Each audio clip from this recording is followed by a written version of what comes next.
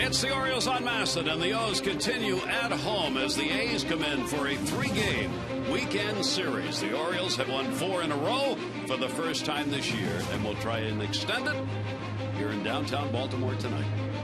Hi, everybody. I'm Gary Thorne, and welcome. The O's playing some really good baseball, and in fact, both of the teams coming in here tonight are getting it done with pitching. The A's haven't hit a lick of late. The Orioles a little bit better. We'll see what happens in this 3-game set. The pitching, absolutely magnificent. Coming off a series that they won against Toronto, in which they gave up only 1 earned run. We thought it would be fun to go back and take a look at some names and a time. The last time in this ballpark, the Orioles won a 3-game series and surrendered only 1 earned run or fewer. You got to go all the way back to 95 against the Tigers. The starters in that series for the Orioles: Kevin Brown, Ben McDonald, and Mike Mussina. Bring us up to date. Tommy Hunter, Jason Hamill, and Brian Mattis were the starters. Only 1 earned run that came against Tommy Hunter. That's how good they pitched in that series. And now tonight, Mike Mordick, it's going to be Jake Arrieta trying to continue the trend. Yeah, well, that was a pretty fun stat right there. You can't believe how long it's been since there's been that kind of success. And starting pitching has been the key. Well, tonight, Jake Arrieta, who's off to a really good start, got roughed up a little bit in his last start in Anaheim in the 5th inning, but he only allowed 1 batter through 4 innings to get on base. Almost a near perfect game. He looked so good. And then that 5th inning, the wheels kind of fell off. He tried to pick a guy off at first, threw it away, just couldn't keep his composure out there and did not make it out of the 5th inning. Well, if there's an advantage for these two teams who aren't hitting, it may be that the Orioles have been a little bit more advantageous. Well, there's no doubt about it. They've been relying on the home run ball, and especially late in the game. The 7th inning, they've hit 12 home runs, and they're leading the league in that regard. Here you go. Baltimore Orioles, 50% of the runs are by way of the home run to lead the league. Very impressive. So, you know, to have that in your back pocket, obviously you're in every game, you know, and the starting pitching's going deep. Bullpen's been great. Even if they're behind, there's always that hope and promise that a long ball can get you right back into the game. One of the interesting parts of this game will be how the managers approach this, because they both come in knowing that neither team's scoring many runs. So did you start right from the beginning thinking small ball and trying to pick up a run at a time? Well, I think that's the A's game plan anyway. They're leading the league in stolen bases, so if they can get guys on base, they're probably going to be aggressive, even off the great catcher Matt Wieters. So, and us as well. I don't think we're going to try to rely on hitting the home run. We need to just get our bats going and be consistent and improve that runners in scoring position average. This is a great opportunity to see a future star. Cespedes is going to be in center field for Oakland tonight. He is a 5'2" player coming out of Cuba. First game that he'll play here at Camden Yards. It's the A's and the O's when we come back.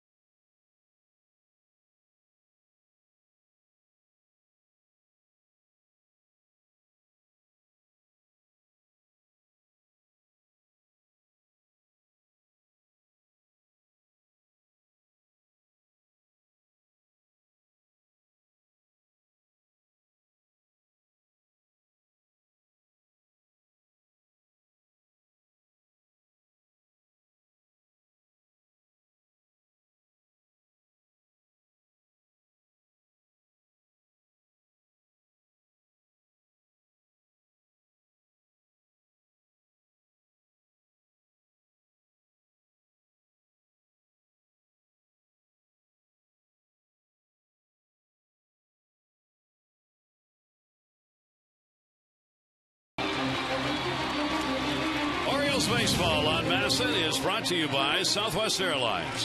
Find our fares online only at southwest.com. And by Jeep. Jeep and the unique brand of freedom you'll find only in the full line of Jeep vehicles. Visit Jeep.com to learn more. Clear skies tonight. Little breeze will be blowing, and it's going to be cool here in Baltimore tonight. Take a look at our train game time temperature. 60 degrees to start the ball game. Lots of blue sky, and the wind, at least to start, will be blowing out towards left field. Visit Train.com for an independent Train comfort specialist dealer near you. It's hard to stop at Train. The A's in town. Let's take a look at the starting lineup. Brought to you by Dodge. Weeks, Crisp, and Reddick. Cespedes, Kaiua, Smith, Suzuki, Sogard, and Pennington. With Jamal Weeks making an appearance here this season, it's been about stealing some bases. See your authorized Dodge dealer and experience a world of performance, design, and fuel efficiency. Schedule a test drive or go to Dodge.com and check out their powerful lineup. Well, here's the AFCIA intelligence report on Jake Arrieta tonight. He's looking to bounce back after that rough fifth inning in Anaheim in his last start. He needs to keep throwing strikes. He has been pounding the zone, and he's had great stuff. And he needs to stay composed tonight. If there is a problem out there, and sometimes there are, an error or a bad call, just pull yourself together, Jake, and stay with his game plan. Arrieta making a start against the ball club in which he has gone 0-1 against the A's. He's had only one start last July 2010, and he was here in Camden Yards. He took the loss in that game, giving up the 4 runs on 7 hits, 4 walks in the 6 innings worked against the A's. As we said, both of these teams have had their struggles offensively. The A's are going to come into this ball game in the bottom third for Bob Melvin's team of just about every offensive category. The A's are last in average. They are last in runs. They are last in on-base percentage. They've won it through their pitching. Their starting pitching coming in is second in ERA. Their overall pitching second in earned run average. So they've got to hold the runs down if they're going to win some ball games. For Buck Showalter's team, their pitching, as we said, has been spectacular, and their home runs have been opportune, and that's been the difference. This team will run if given a chance. His Weeks, who shows bunt right away. That's what we were talking about. I asked Mike about playing the small ball. Got to get on base, try and run, create some offense. Well, they're well aware of Jake Arrieta's stuff, and they're going to try to do whatever they can to try to get on base. Weeks will take the pitch, and that's going to be down low. Jeff Kellogg, the home plate umpire, and the count will go to 2-0. You know, especially if your offense is struggling. You know, you got to take some chances. Obviously showing bunt early. Jake's falling behind quickly. Taken all the way, and that will be in there for a strike. Oakland team has won their last 2 games. They had a day off and got into Baltimore last night. Here's the 2-1 delivery, and Weeks will foul that one back, so Arrieta comes back on him and gets the count to 2 balls and 2 strikes. For Jake so far, the lefties are hitting 240 off him. Right-handers only 195. He has a very solid combined 220 batting average by opponents against him. 2-2 delivery. Weeks will take it down low, and the count will go to 3-2. Jakes has retired 65% of leadoff batters on the season. Has issued only a couple of leadoff walks to hitters who are opening up an inning, and does not want to do that here to Weeks. Here's the 3-2 delivery on the way, and that'll be foul back again. Well, I'm sure another thing that the Oakland A's are aware of is in Jake Arrieta's outing, his last outing, he had 2 pickoff attempts at first base and threw them both away. So, you know, they're going to do some things if they do get on base to try to disrupt him a little bit. 3-ball, 2-strike count. They have stolen 18 bases this year. Weeks puts that one in the air to center. Jones has it lined up, and he's got it. And Weeks is retired. Well, here's the defense tonight for the Baltimore Orioles. Nolan Reimhold back out in left field. Adam Jones in center. Nick Markakis in right. Ryan Flaherty gets the start at third base tonight after collecting his first major league hit last night. J.J. Hardy at short. Robert Andino back at second base. Congratulations, Robert. Chris Davis at first, and Matt Wieters doing the catching. That'll bring up Coco Crisp. Some question whether or not Coco Crisp was even going to be on the roster or on the DL for this game, as he has missed 7 of the last 8 ball games with an inner ear infection and has gone just 3 for 27 over the last 8 games. They were thinking maybe he was going to have to go on the DL, but decided last night after they got here he seemed to be all right, wanted to play, so was in the lineup. It's pretty amazing right now what's going around the league. I mean, guys are, they're catching the flu, they're getting food poisoning, ear infections. The Orioles have been just devastated with some illness. About half the team has got some physical ailment going. Happy to say Jim Johnson is not only out of the hospital but back. Jason Birkin was sent down today. Johnson rejoins the team. Robert Andino rejoins the team after being away 2 games for the birth of their second child. There's Andino making the start at second base. So the Orioles had to make a roster change today, and Birkin, who came up, did not appear in any game here with the Orioles and has gone back down. 2-2 delivery to Chris. That's on the inside corner, and that's that. Boy, nice pitch right there by Jake Arrieta. Just throws that fastball in, tails back over the plate. And Coco Crisp is a pair of shoes in the batter's box.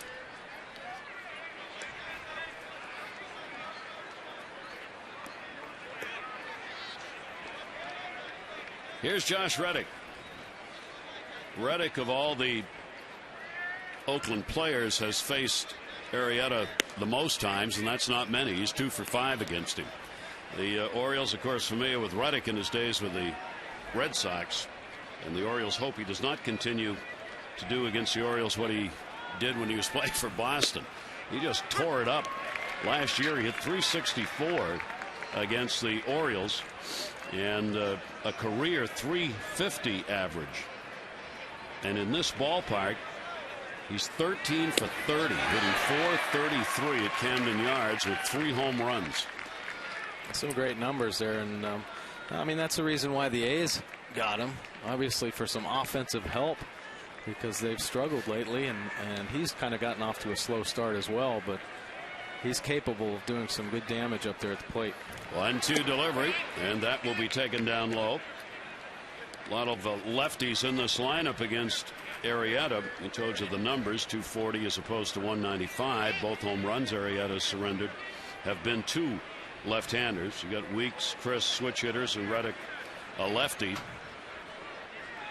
That ball will go to short. They will move perfectly. Hardy right there, hit right at him, and that's going to be there in time. And Arrieta will retire the side in order. So the Orioles will take a look at the lineup for the O's when we come back.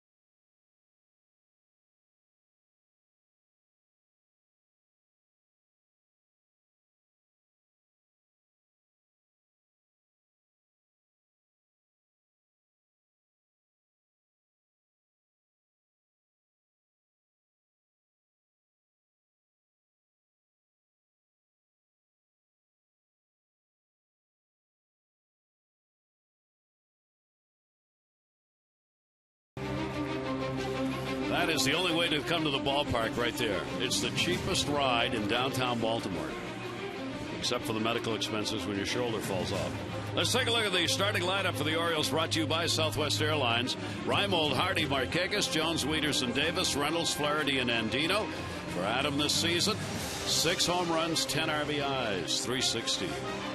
Well, the AFC Intelligent report tonight on Brandon McCarthy is he's a strike thrower. He's going to come at you. He's not scared to throw it over the plate. Gets a lot of ground balls, but the key for him has been lack of run support. So he's hoping that the A's offense helps pick him up tonight.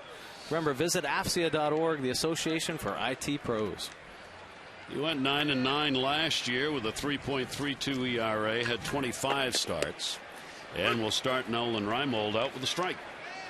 Reimold back in the lineup last night, continued his hit streak to 11 games with a 1-for-5.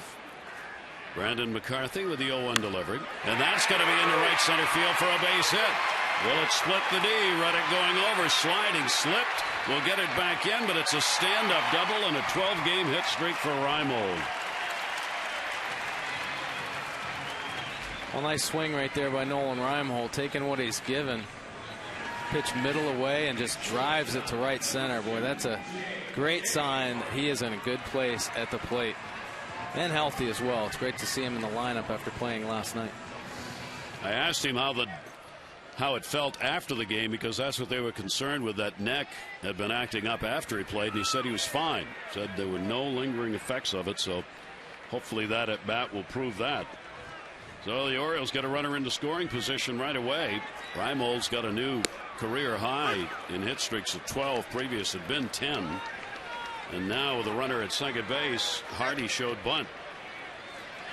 And let's see if that's what Buck Showalter wants. They'll move in. Pennington, the shortstop, will move right in behind Reimold. Sogard making the start at third base is already in on the cut of the grass.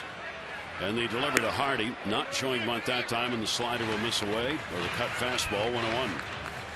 Well, here early in the game, you know, it might be a nice trick to show bunt, but hey, you get a guy out there in scoring position. J.J. Hardy's been, you know, he's kind of picked it up. He's had a couple doubles over the Toronto series, but it's a good opportunity for him to get things going with a base hit and possibly drive Nolan Reimold in.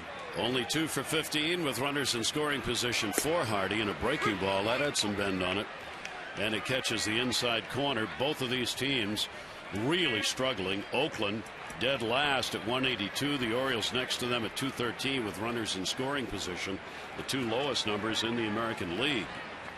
Yet the Orioles are 12-7 and Oakland's 10-10. Here's the 1-2 delivery, and he reached for it and fouls it back. Good job of fighting off that pitch. Tough pitch, down and away. Stay alive. McCarthy is one of those who doesn't waste a lot of time on the mound. Gets the ball back and he comes with it. 6'7", 200-pounder out of Dallas, Texas. 1-2 delivery, reached for in the air, left field. Chris back near the warning track. Reimold tags. He's going to come. Chris has no arm. And that's why you read the scouting reports. Coco Chris can barely throw to the cutoff man, and Reimold immediately went back, tagged up, and gets the base. Great play by Nolan. Oh, and here's the Athletics defense tonight. You just saw Coco Crisp out there on left, Cespedes in center field, Reddick in right field, Sogard getting the start at third base tonight, Pennington at short, Weeks playing second, Kahui playing first, and Suzuki doing the catching. Here's a real chance. The RBI. Wayne Kirby over there, who goes through these reports. Infield, outfield. Take a look at the arms. DeMarlo Hale at third base. It's vital for the third base coach to know what those arms are, because you have to make decisions. And that time, no question, Reimold would move up. Now Markakis has a chance in any number of ways to get him in. And the pitch will be inside from McCarthy for a ball. For Nick so far, 3 for 14 with runners in scoring position. These numbers all so low compared to how they ended up last year. Nick hit .268 in these situations last season. Here's the 1-0 delivery. Markakis will take that one inside, and the count goes to 2-0. Well, Nick's feeling a lot better about himself as well. He had a great night last night. Orioles outfield has been outstanding. 6th in the league in batting average, tied for 2nd in home runs, 4th in slugging, and tied for 2nd in runs scored. And that one's going to go to left field. Coco Chris going to be very shallow. Reimo's going to come anyway. There's that arm, and the throw's not in time. So twice the Orioles have taken the advantage of Coco Chris not being able to throw. RBI Markakis at a 1-0 lead.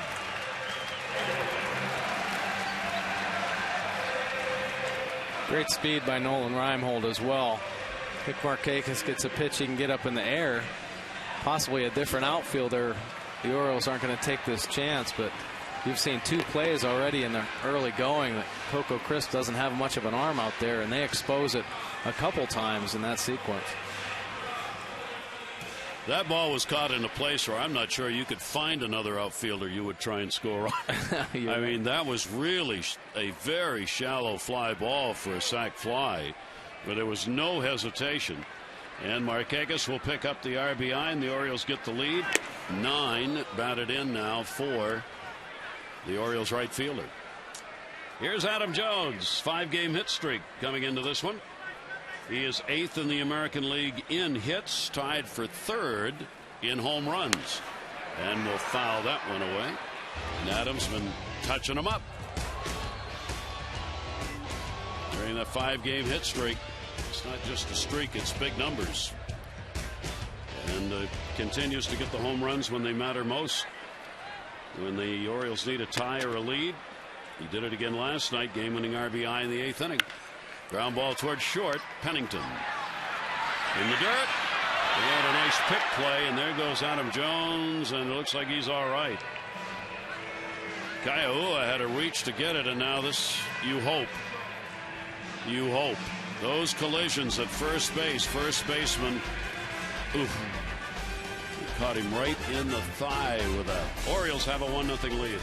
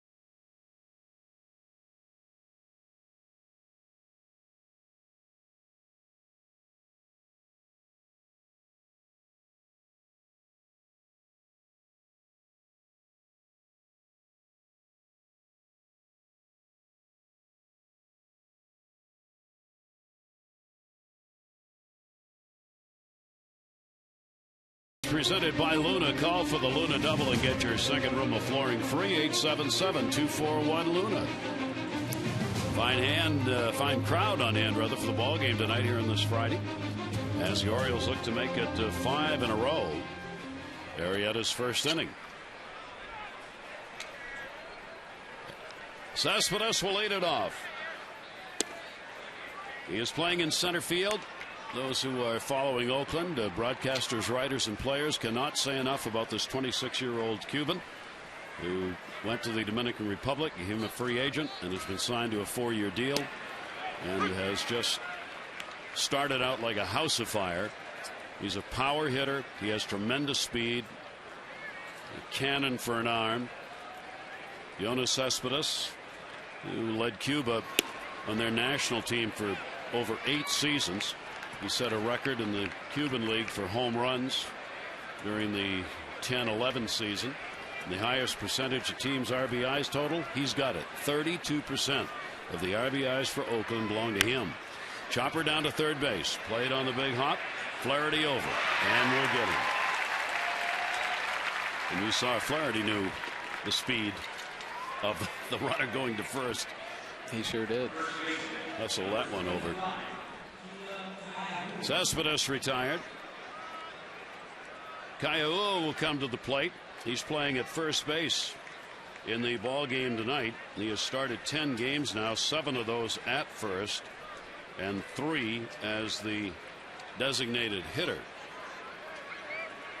Put up some decent numbers in the at-bats that he has had so far. A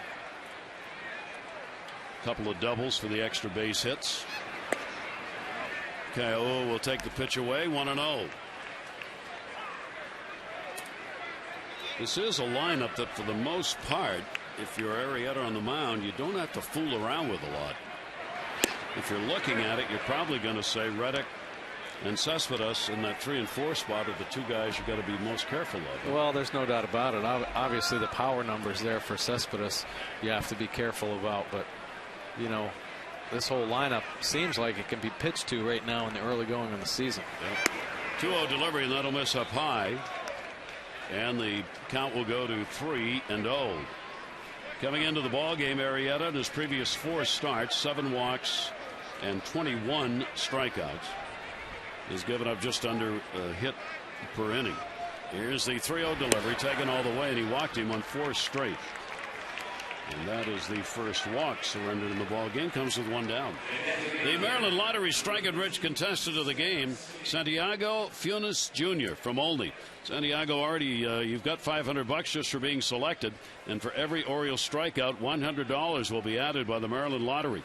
See how you can turn non-winning strike-and-rich scratch-offs into cash and enter to win great O's prizes at mdlottery.com/strikeitwich today. Good luck. Here is Seth Smith. He's the designated hitter, and he will take the high strike. It's funny how the strike zone changes with each umpire. Last night there were low strikes being called. Tonight in the early going, the high strikes being called. Sometimes they call off the plate. Just have to make the adjustments as a hitter and a pitcher. And Smith will take that one, and that too is going to be in there for a strike. So after 4 out of the zone in a row for the walk, Arrieta comes back and gets ahead on the count here, 0-2. Seth Smith's 29-year-old outfielder who last season played in Colorado, hit .284, 15 home runs, 59 RBIs for the Rockies. The 0-2 delivery, and that's going to be up high. He was acquired for a couple of pitchers, Guillermo Moscoso for 1, involved in the deal with the Rockies that brings Seth Smith from Colorado to Oakland. Kai'ua with the lead at first, and not a big one. Smith the DH, 1-2 delivery to him, off speed, and just missed with it. Try to get the outside corner. Not a bad breaking ball right there. Just tries to hit that outside corner, leaves it up there, change the eye level a little bit. Might try to run that fastball in like he has shown early in the game here. 2 balls, 2 strikes. Runner not going, and it will be fouled back.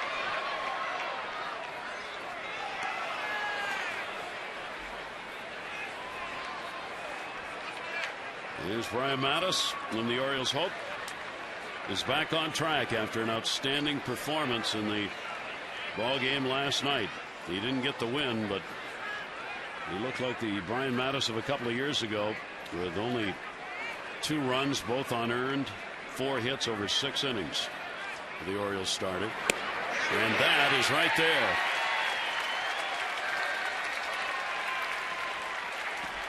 Really good pitch right there. He wanted to hit this spot in the previous pitch, and he left it kind of middle in. Well, not middle in, but up and in. And this time he hit Matt Wieder's glove perfectly. Great location right there to lock up Smith. Kurt Suzuki with a runner at first and 2 down. Suzuki, the catcher, of course, for this ball club for a number of years now, off to a tough start. It's that .227 average, and he'll take the pitch up high for a ball. He started out hitting just 182 in the first 11 ball games, and that really pulled his average down. He's picked it up with 7 hits in his last 22 at bats. Suzuki will take it. Arrieta gets it in, and the count goes to 1-1 on the Oakland catcher. The Orioles continue to be sustained by the magnificent starts the Orioles have had. Arrieta will try and join that flow here in this game, as Oriole pitchers, starters, have just given up nothing. And that pitch is going to be in there for a strike. Suzuki didn't like either of the last two, and it goes to 1-2. Take a look at the earned run average leaders in the American League. Texas on top, then Oakland with a magnificent 2.71, and the Orioles have the third best ERA at 3.12 in Chicago and Toronto. 1 ball, 2 strike count. Kaiue at first base, not going anywhere. That's going to be a problem in the corner. Raimo going over to get it. Kaiue heading to third base, and they're going to wave him home. Gallegos going to send him. Throw comes to the second man, and this ball game is tied. So Suzuki, a big 2-out RBI double, makes it a 1-1 ball game. Suzuki had a good swing on a fastball middle in right there, and drives it down the left field line, and Reimhold got to it quickly, but his throw to J.J. Hardy was a little bit offline, or they probably had a shot at the runner at home. Not very fleet of foot, but throw just a little bit too offline right there, and the A's are going to show right there how aggressive they're going to try to be, because they've had such a hard time scoring runs this year. Suzuki gets his 8th RBI. And as we said in this game, 2 teams coming in who can't score a lick. All 3 games will probably be 10-9. Right. And a 1-0 count on Eric Sogard. Sogard's getting the start at third base. Throw down by Wieters, a 1 hopper that'll be blocked by Hardy. Sogard was not in the original lineup tonight, as Luke Hughes, recently acquired, claimed off waivers from Minnesota, was scheduled to make the start at third base, but he too not feeling well, and came out for batting practice today and couldn't do it. So change had to be made, and here is Sogard, and he'll take the pitch. It will miss. Wieters wants to go out as the count goes to 3-0. And here's what you were talking about, Mike, where you get into a little jam here, trying to keep Arrieta on a level plane. Well, exactly right, and it's great to see Matt Wieters going out there trying to keep him settled down, but you know, Jake's got to take some responsibility about himself. Maybe just take a walk behind the mound, take a deep breath, you know, regroup himself, get his composure back, and continue to pound the zone with that great stuff that he has. 3-0 count. Sogard will take. It is in there for a strike. Sogard has been up and down over the last 3 seasons with the A's. Over the last 2 years, a .221 average, only a couple of home runs, 4 RBIs in 31 ball games. And he lifts that one to right field, back near the wall, and goodbye home run. Sogard delivers the long ball. That is going to be home run number 2. RBIs 5 and 6, and a 3-1 A's lead.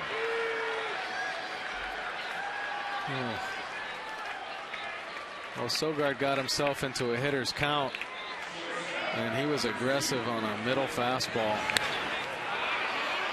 He lifted it out of the yard to right.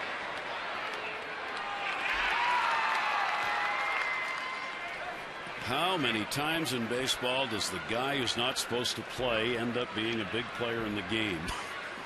Sogard gets it. 41 pitches have now been thrown by Jake Arrieta. We're not through the second inning. And 3 runs on 2 hits as the 1-out walk has scored in this inning. Fouled off outside at first by Pennington. Pennington, their switch hitting shortstop so far, 3 for 21 right-handed, 11 for 50 batting left-handed, and Little help right there from Sogard. That'll be fouled away. And Pennington with a 1-ball 2-strike count. Arrieta's now given up 3 home runs on the season.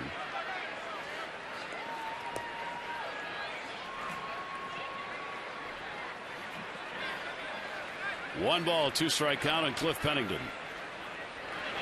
And the pitch will be inside. And he goes to 2-2. Well, you wonder if he's just feeling a little tentative right now after that. I mean, that 4-pitch walk might have gone in his head a little bit.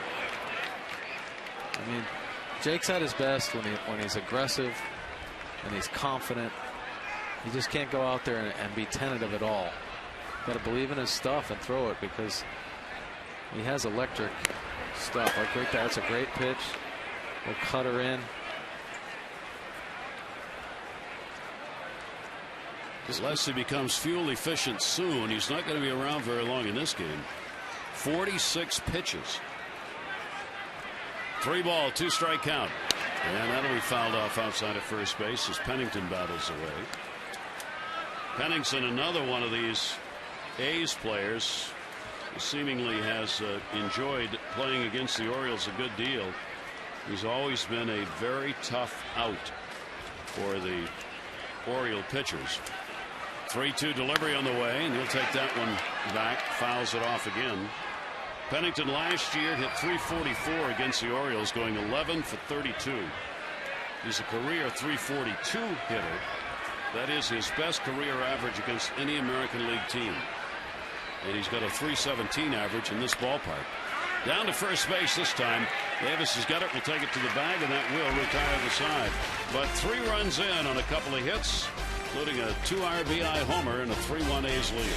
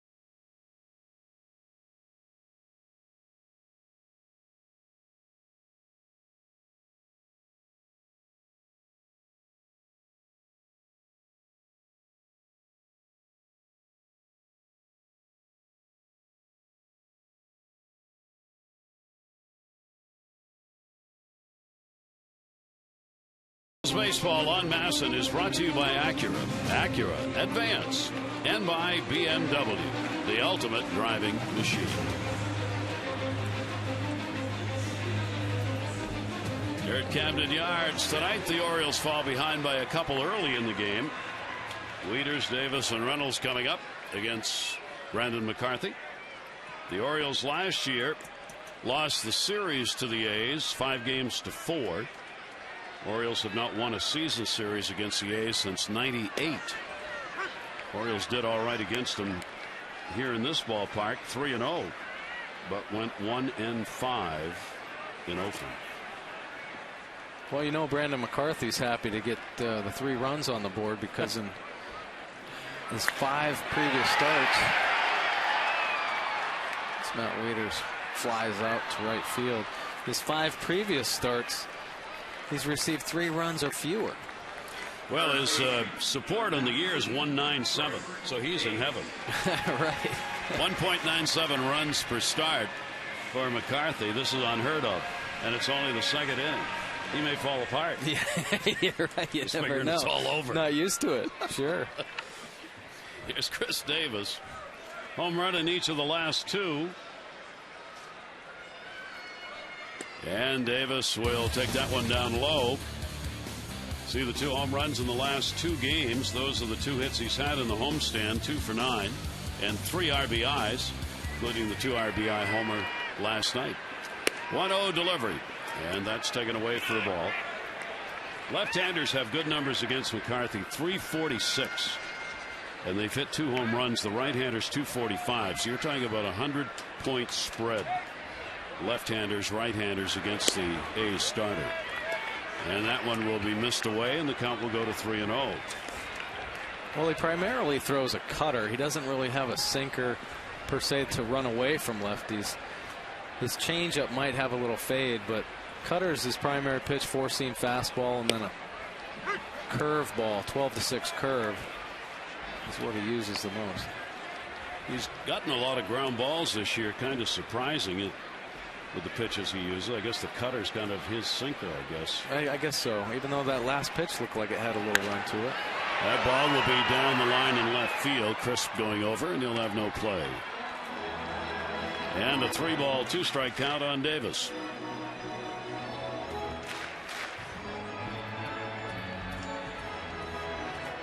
See that breeze blowing from right to left field.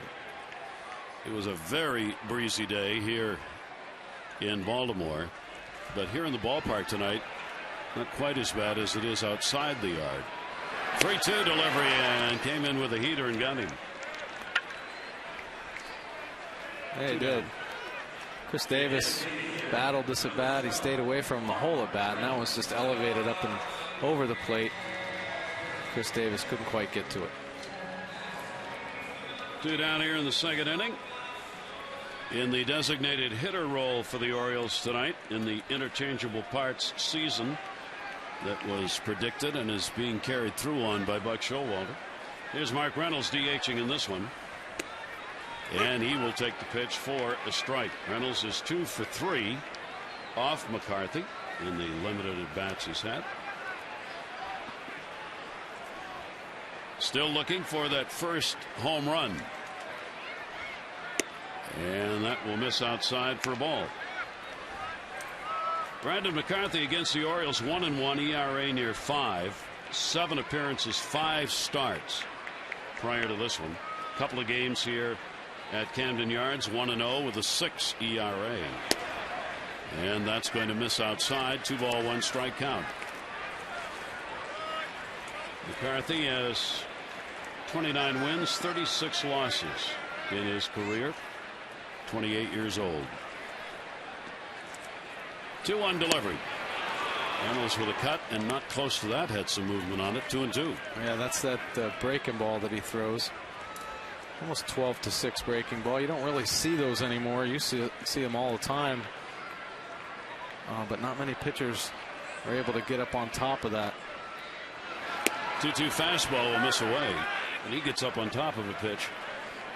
Yeah, I mean, he's a tall drink of water out there. I'm telling you, that's pretty well up there. Yeah. Tall, lanky, little whip service on that pitch. Here's the 3-2 delivery, and gives up the walk. That's the first walk the Orioles have picked up. Tomorrow, the Orioles Legend Celebration Series begins. Hall of Famer Frank Robinson will be immortalized with a larger-than-life bronze sculpture in the new center field picnic area. 5 o'clock. You can be there to watch the unveiling. Some great stars, including Hank Aaron. Jim's going to be here. Jim Palmer will be in. Eddie Murray will be here. Cal, all on hand. Tomorrow, 5 o'clock, in the picnic area for the first unveiling as part of the Legends Series. That one in the air to center field by Ryan Flaherty. Cespedes will put it away, and no runs, no hits, no errors, and 1 left on base to complete here at Camden Yards. The A's lead it 3-1.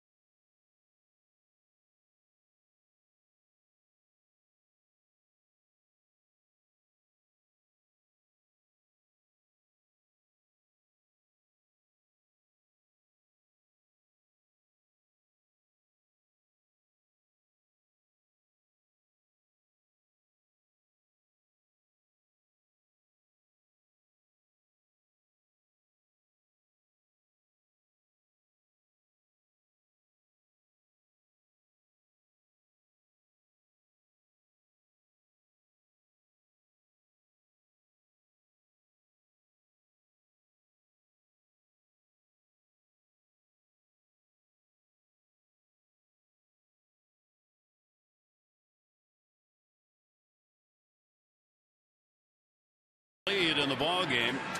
Our worth repeating quote comes from Buck Showalter after Arrieta's last start. He's not a young pitcher anymore, all right? It's time to win those type games, as he blew up in the 5th inning. We shouldn't have that type of problem we had. We need a shutdown inning there. Let's go. He had enough experience to get through that, and he will. Well, it's kind of the same thing happening here as Arrieta's got to respond to the 2nd inning, which he threw 31 pitches. He's 1 of 9, 1 of 10 first pitches for strikes. That's not good.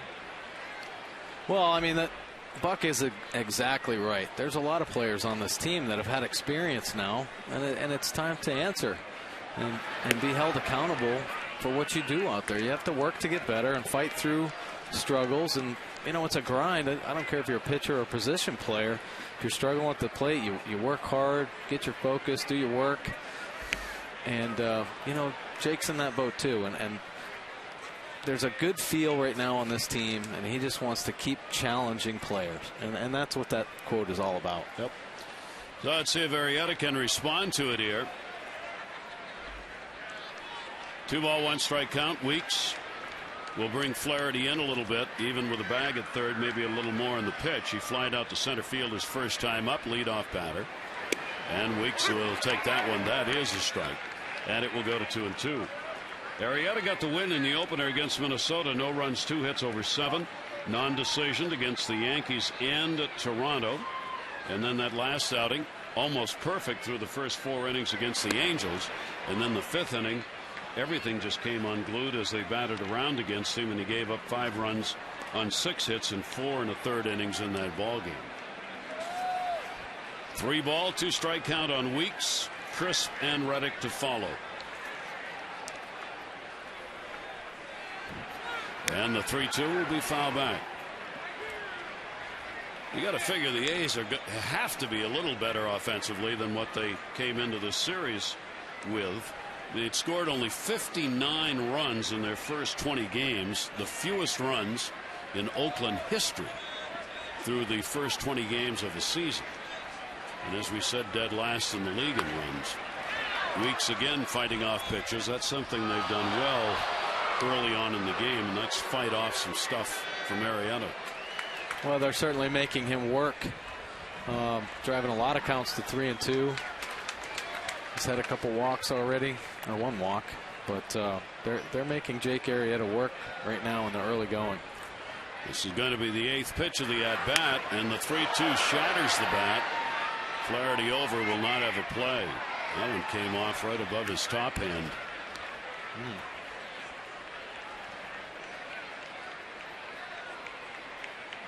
Yeah, Jake runs that one in on him. That bat just explodes. That's a dangerous weapon flying out there.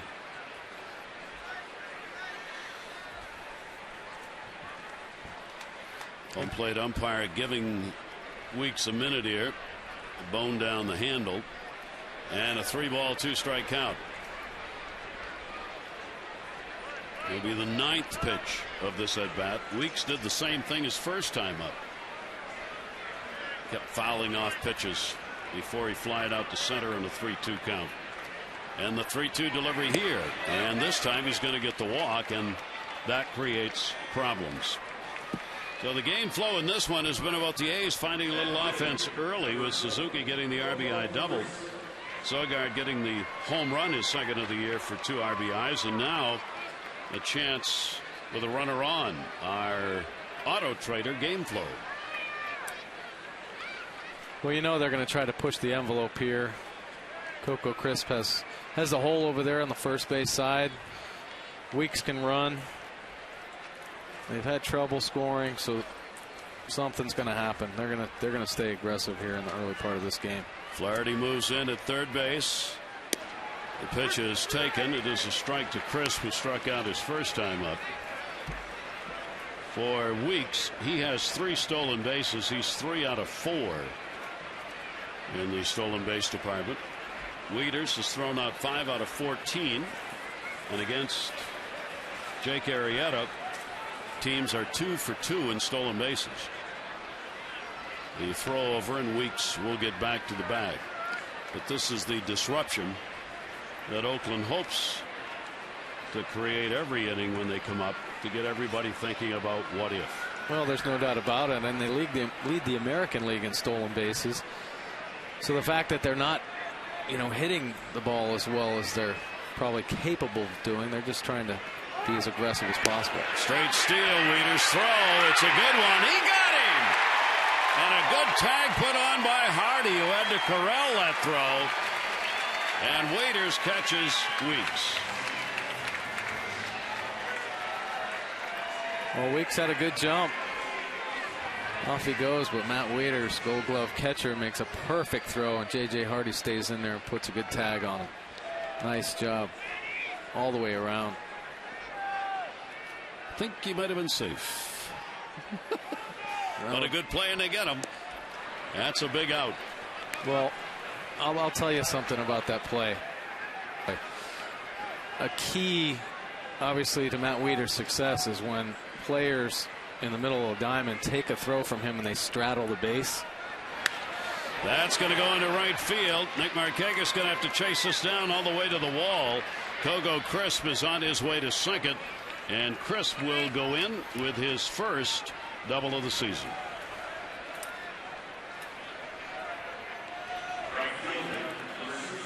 Oh, here it is, and you see perfectly that J.J. Hardy is straddling the base, and it gives that perception to the umpire, that his glove is obviously there. If J.J. Hardy's left foot is in front of the base and he has to swipe tag, I guarantee you the umpire will call him safe.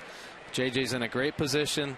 Everything's real tight and compact, and it goes the Orioles' way on that one. And a big out, obviously, followed up by the Coco Crisp double. Hardy will hold the runner close. Here's Reddick. Reddick will take it inside. He grounded out his first time up. We've talked about that so much over the past few years, Mike, about players wanting to stand in front of the bag and do the Olay tag, that swipe tag. Right. That kills you. Well, base stealers, they see that opportunity to get to the back part of the base. And, yeah, it sure does. And what it is it's just giving the team another opportunity to score. That one popped up Flaherty over. Again, we'll have no play on it. I remember as a young player coming up with the Oakland A's, my first experiences in the big leagues, I did that exact same thing. I took the throw in front of the base. Rene Lachman was the catching coach, and he called me in after the game, and he said a lot of bad words to me, and he told me I was costing his catcher, and I was costing the team by doing that. He said, if I see you do it again, I'm sending you back to the minor leagues. And I mean, that's how important that is. Yeah. I mean, that is giving the opposing team an opportunity to score a run, and that's an out given to you if you do it the right way. Yet we continue to see so many shortstop, second basemen want to take that ball in front of the bag. Yeah, scared of the contact, I think. Yeah. You know, you got to get your nose in there. 1 ball, 2 strike count. Reddick with an RBI chance. A 3-1 A's lead. Arrieta's pitch, and he knew it. Nice pitch right there. He was walking away before the call was made. Arrieta gets his 3rd strikeout. Yeah, that fastball end's been pretty good for Jake tonight. It runs back over, freezes these hitters. Good pitch by Jake. That'll bring Cespedes to the plate. We were talking about the league record he set in Cuba. 33 home runs his last season there, the 2010-11 year. He hit .333 last season in Cuba. Has always had a batting average well into the 300s. And over the years, 8 years that he played there, his career numbers: .323, 145 home runs, 464 RBIs while playing for the national team in Cuba. Cespedes will take the breaking ball. It is on the inside corner for a strike. The RBIs, 18 of them, trailing Nick Swisher and Josh Hamilton for the American League RBI lead. He grounded out his first time up.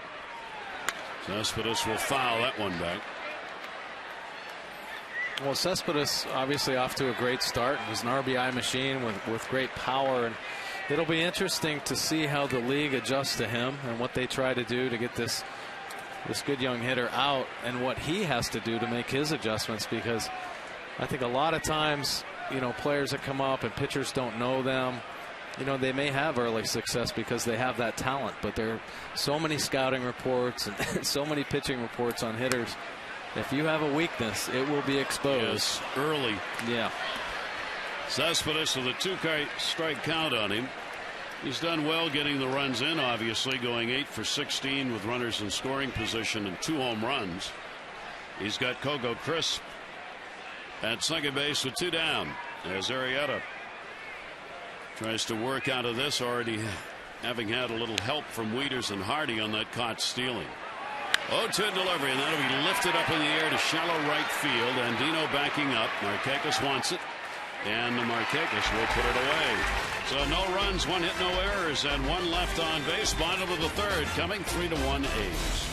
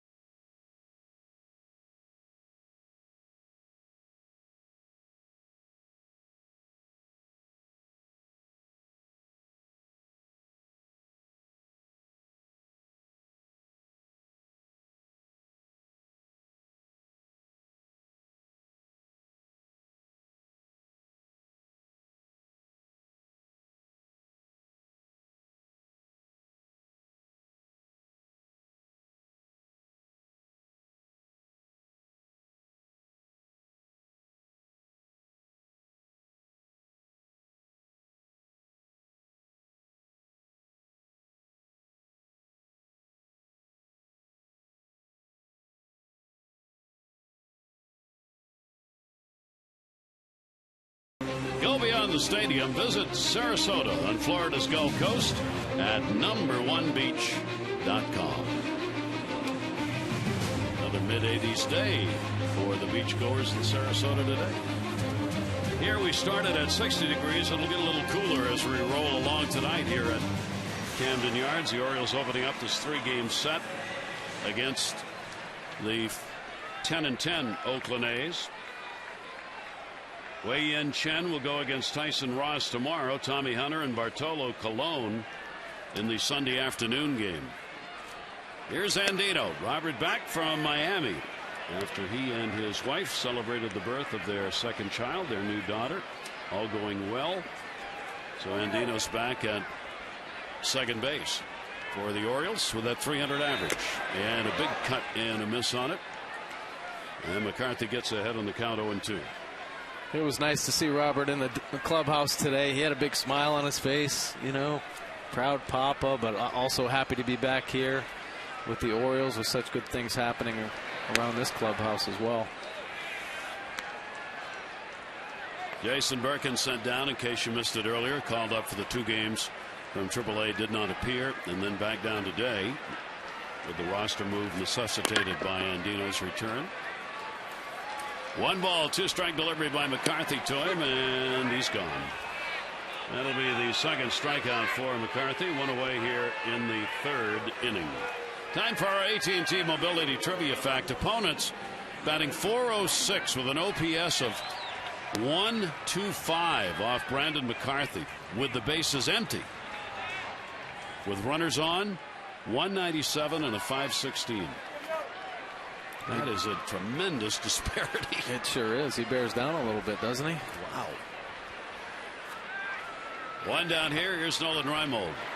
Reimold continued his hit streak to a new career high of 12 with a double and a run scored in the 1st inning on the Markakis sacrifice fly. McCarthy's 0-1 pitch, and that's in there for a strike. McCarthy's a great ratio of strikeout to walk. 4.4 strikeouts for every walk. He only walks 1.4 per 9 innings, and he doesn't give up many home runs. 0-2 delivery, outside of first base. Kayahua over and no play.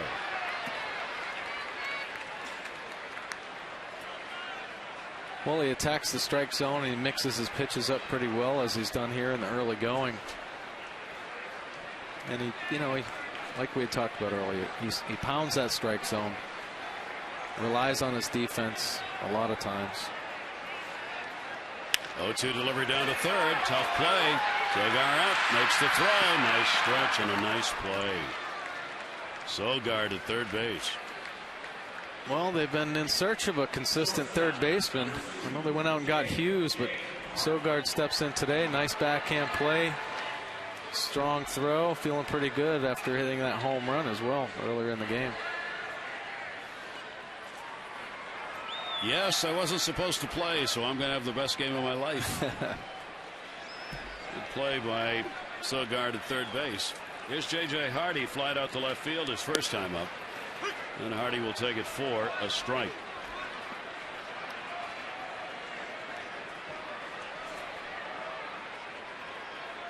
McCarthy with the 1-1 career mark against the Orioles. Pitch will be taken away. And right now, just comfortably throwing mostly strikes. 1-1 on Hardy. Infield playing him to pull. Outfield straight away. That will miss outside.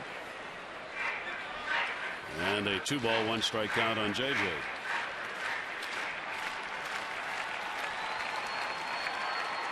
When you can have command of all your pitches, you can throw them at any time. You're going to get outs. You're going to get outs for sure. He does with Hardy. That is a 1-2-3 inning, 3 complete here at Camden Yards, with the A's leading by 2.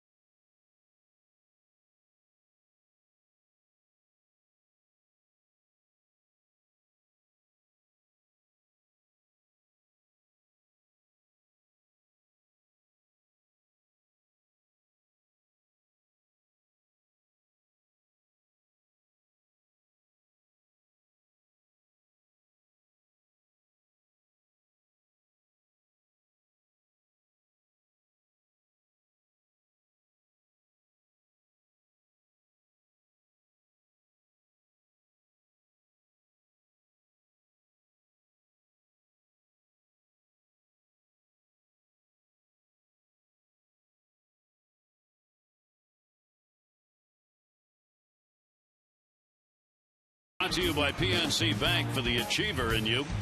Pretty ugly numbers, although you wouldn't know it the way the A's have started tonight. Overall, their batting average 205. With runners on, it gets worse, 196. With runners in scoring position, it gets worse again, 182. And if there are 2 down, forget about it, 118. What have they done in this ball game? 3 runs on 3 hits through 3 innings. Right, exactly. And the home run. Isn't that your glove? Wow. Guy with a cowboy hat back there saying, Bubba, where I'm from, that's a small glove. Yeah, you must be an infielder, boy. Let me feel that. Real leather.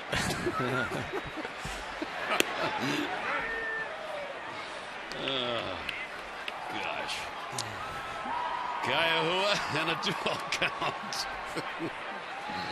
He drew a walk, scored in the second inning. Here's the 2-0 delivery.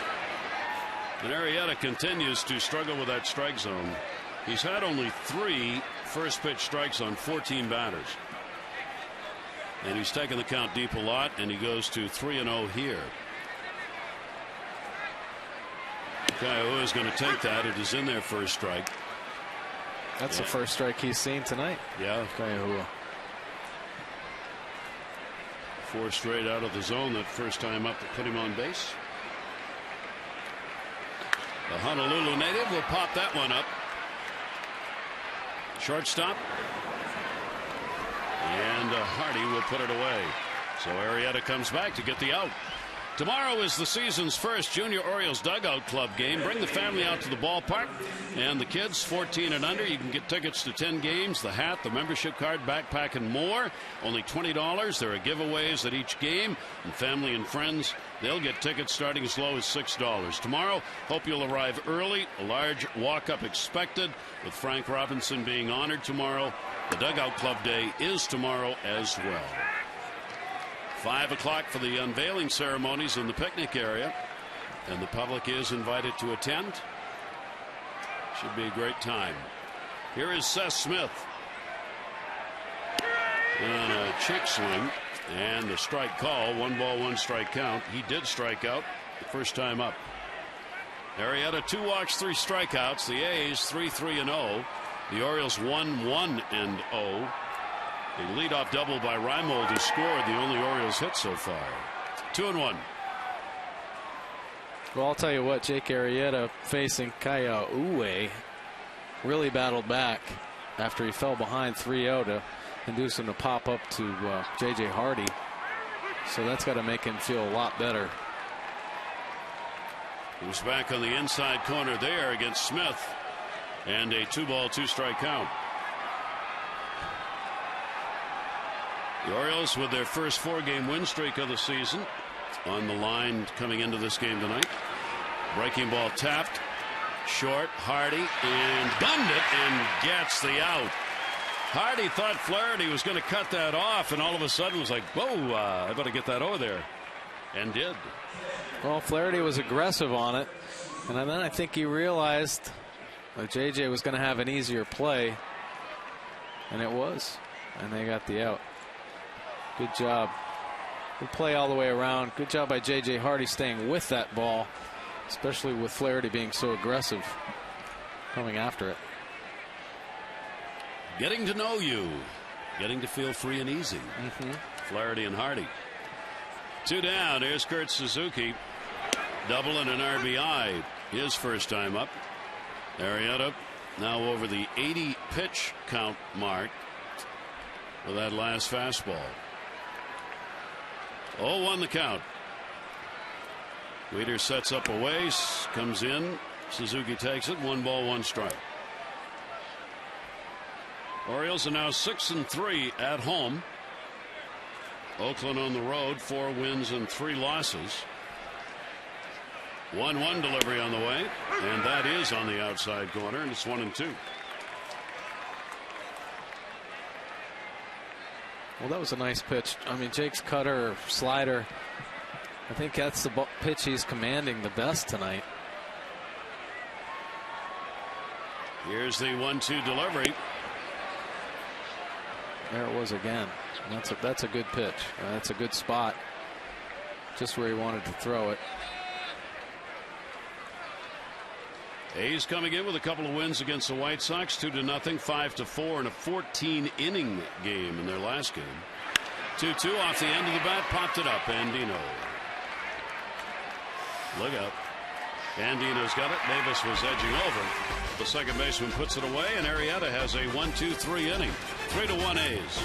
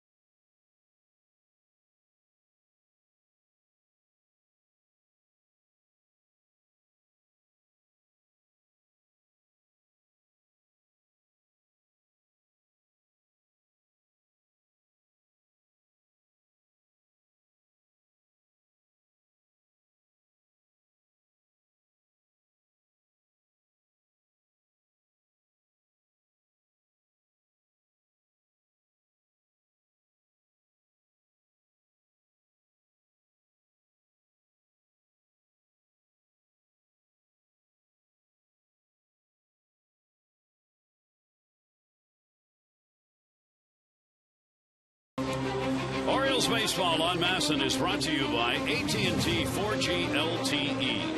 With speeds up to 10 times faster than 3G. AT&T, rethink possible. And by Burger King. Gary Thorne, Mike Bordick, and that amazingly self-contained glove. If you do not catch a ball with that glove, you're charged with 3 errors on every play. You're right. Here's Brendan McCarthy on the mound. So far, efficient. Orioles run in the first inning, sac fly by Markakis. And Markakis will lead it off here in the 4th. Markakis 3-for-11 with a home run lifetime off the Oakland right-hander. And McCarthy's pitch is in there for a strike. McCarthy has started 10 of the 12 batters in the ball game with strikes.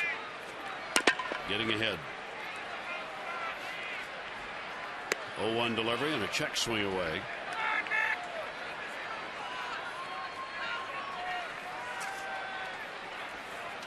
McCarthy 9-9 last year. A few more runs and he would have been much better than that. Ground ball to second. Weeks, shortstop. Oh, yes. Weeks to Pennington to first for the out. You'll be seeing that a few times. Pretty nice play right there by the middle infield for the Oakland A's. Weeks ranging to his right. Pennington waiting for it. Strong throw. Obviously something they practiced before. Pennington aware that he was going to flip that. Made that look real easy, didn't they? They did. Wow. They did. That was impressive. Weeks and Pennington combining. Keystone combo getting it done there against Markakis. Here's Adam Jones. He grounded out to short his first time up. That'll skip off Suzuki's glove. Ball 1. Take a look at our Hollywood Casino League leaderboard.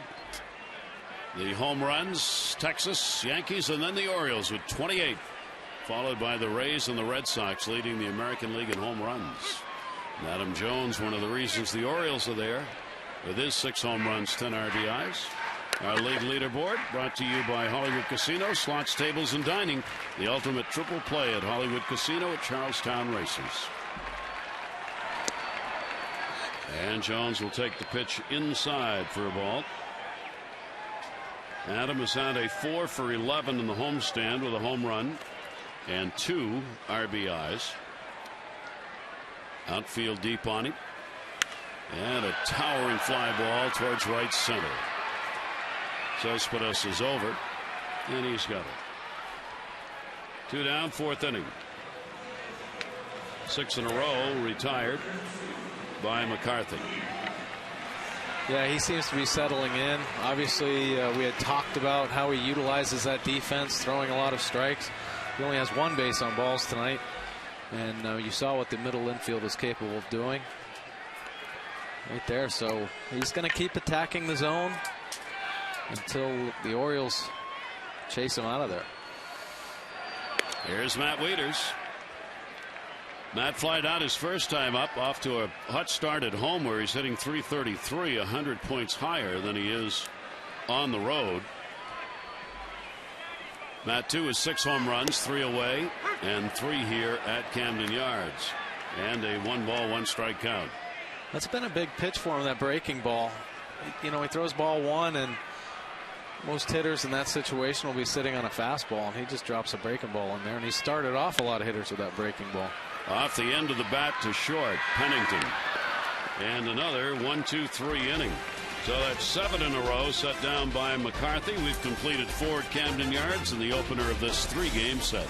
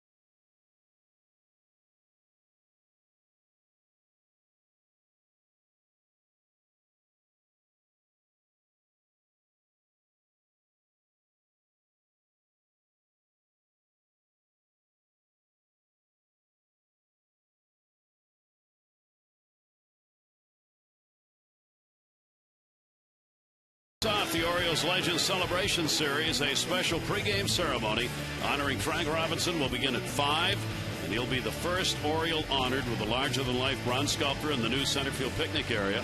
All fans tomorrow will receive a replica to take home as a memory of a special day. For tickets, 888-848-BIRD or Orioles.com/legends. There are the legends who are going to be honored throughout the summer with the unveiling of those sculptures out in the new picnic area. Frank Robinson, the first, and that will start tomorrow. And he did not want to see what the final work looked like. You saw the mock-up of the Baltimore sculptor who's doing that work, I believe over in Hamden at the great facility over there. But he didn't want to see it. They asked, "Do you want to see it before we unveil it?" Nope. I'm going to wait till Saturday and look at it then. Eric Sogard and a 2-strike count on him. Sogard with a 2 RBI homer that came in the second inning. Arrieta's delivery to him, a little breaking ball back to the mound. Gets it. One away in the 5th. For Orioles alerts you can't miss, including starting lineups, in-game updates, text Orioles 29292.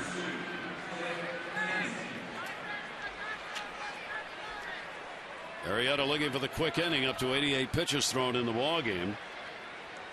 He has retired the last 6 batters faced. Here's Pennington, the shortstop, who grounded out his first time up. Ray Fosse was kind enough to come in from the Oakland broadcast booth after that play made by Weeks to Pennington for the out on Markakis, and tell Mike Bordick, "That was you. That looked just like you." I would never take a chance to make a play like that. No, there wasn't much flash in my game. I just tried to get it out. Ball hit in the air to center. Jones lines it up. And there are 2 down. This Day in Baseball History brought to you by Ocean City, Maryland. Make memories of your own this summer. Book your vacation at OCOcean.com. It was in 1983 in this state that Nolan Ryan bested Walter Johnson's 56-year-old record, striking out his 3,509th batter. This date in 1983. Yikes. 56-year-old record. Yeah, he's pretty good. Walter Johnson was okay. Very good pitch. You never get over the fact, you look at those numbers, guys who won 500 and something games, and some of them had more complete games than they had wins. There's an attempted wipeout of the entire Orioles bench by Weeks. Wow. The bat flying into the dugout and a smile on each side. Richie Mansell's giving some signals like, keep the bat in your own dugout. Whoa. Oh, it got him. Yikes. It got him. Right on the shin. Yay. Rick Adair, the pitching coach, dutifully charting. Sitting next to the right guy. 1-1 delivered to short. That's going to be a one-hopper. And that is the 1-2-3 inning he was looking for. So both pitchers settling in. Arrieta has set down 8 in a row. 3-1 A's.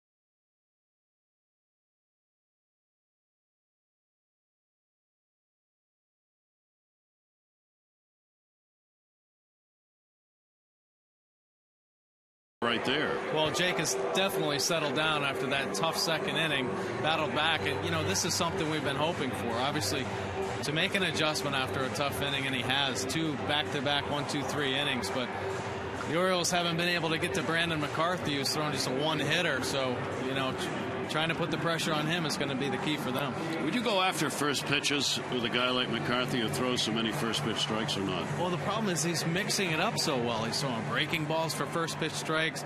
He's throwing that cutter for first pitch strikes. He's running it back over for first pitch strikes. So you really don't know what to sit on unless you guess. Take a chance. Yeah. And only 50 pitches thrown so far, and 80% of them have been the fastballs.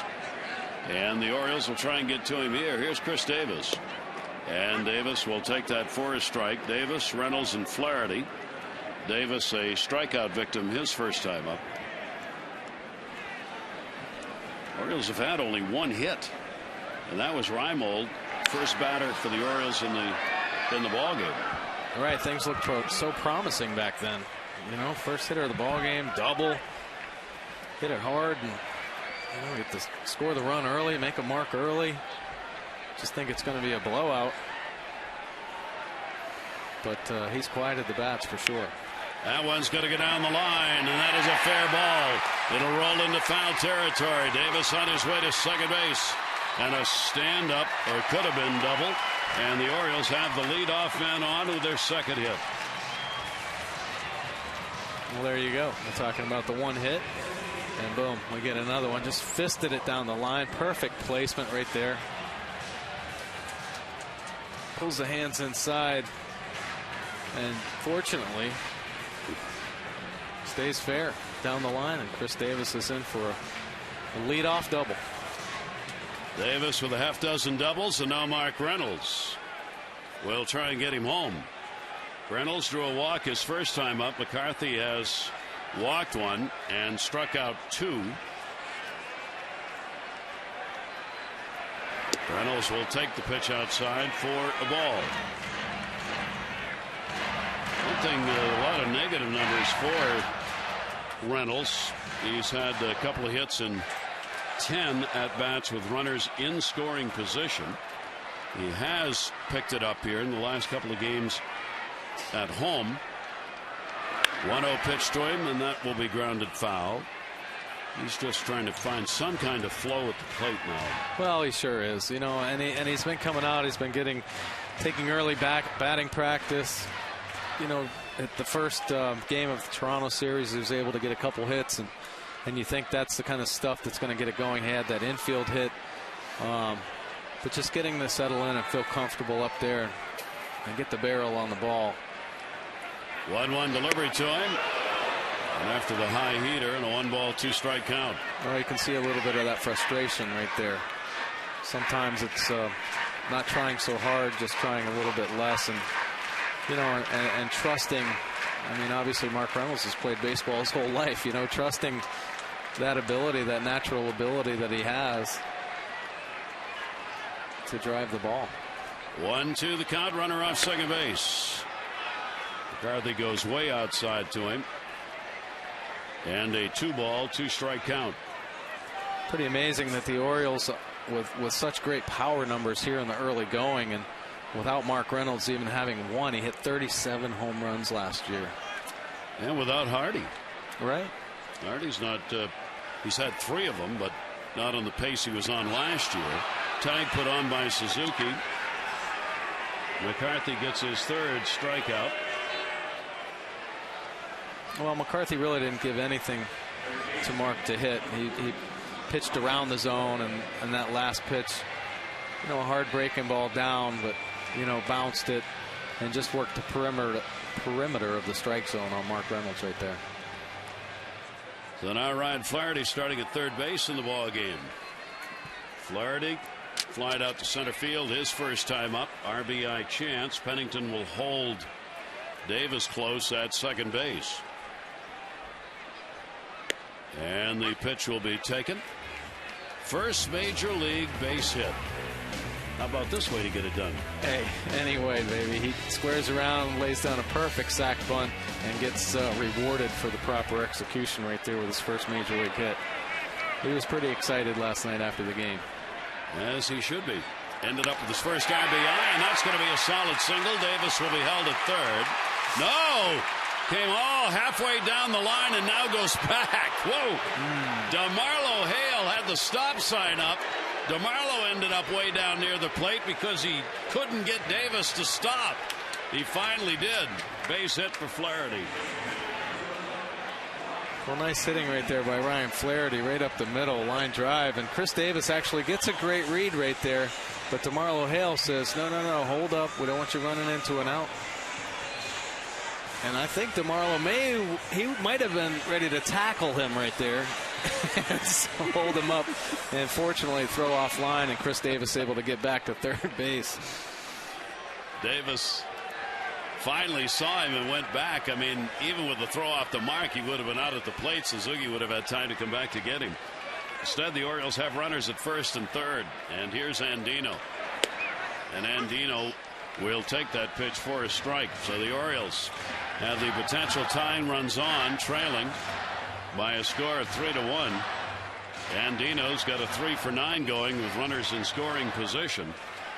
Struck out his first time up. Davis the lead runner. Flaherty on at first base. McCarthy's now given up 3 hits. Andino to short. Runners coming to the plate. Go for 2. There's one. Reach to first. Boy, there's a big double play. No runs, 2 hits, no errors, and a base runner left on. We've completed 5. 3-1 A's.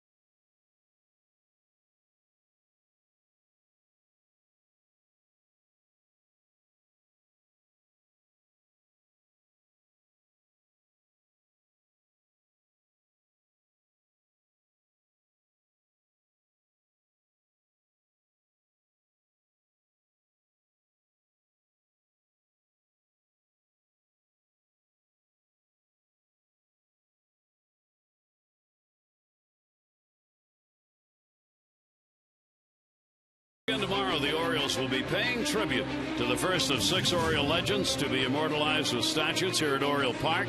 The great Frank Robinson will be the first to be honored. That's tomorrow. Our coverage begins 6:30, Mass and HD, O's Extra, presented by Jeep, followed by game coverage, Game 2. Wei-Yin Chen will take on Tyson Ross. Game time is 7. All the access you need right here on Mass. Boy, you match up those numbers right there with Chen and Ross, and it just looks like another great pitching battle. Just like Arrieta and McCarthy here going at it again. Go Chris takes it for a strike.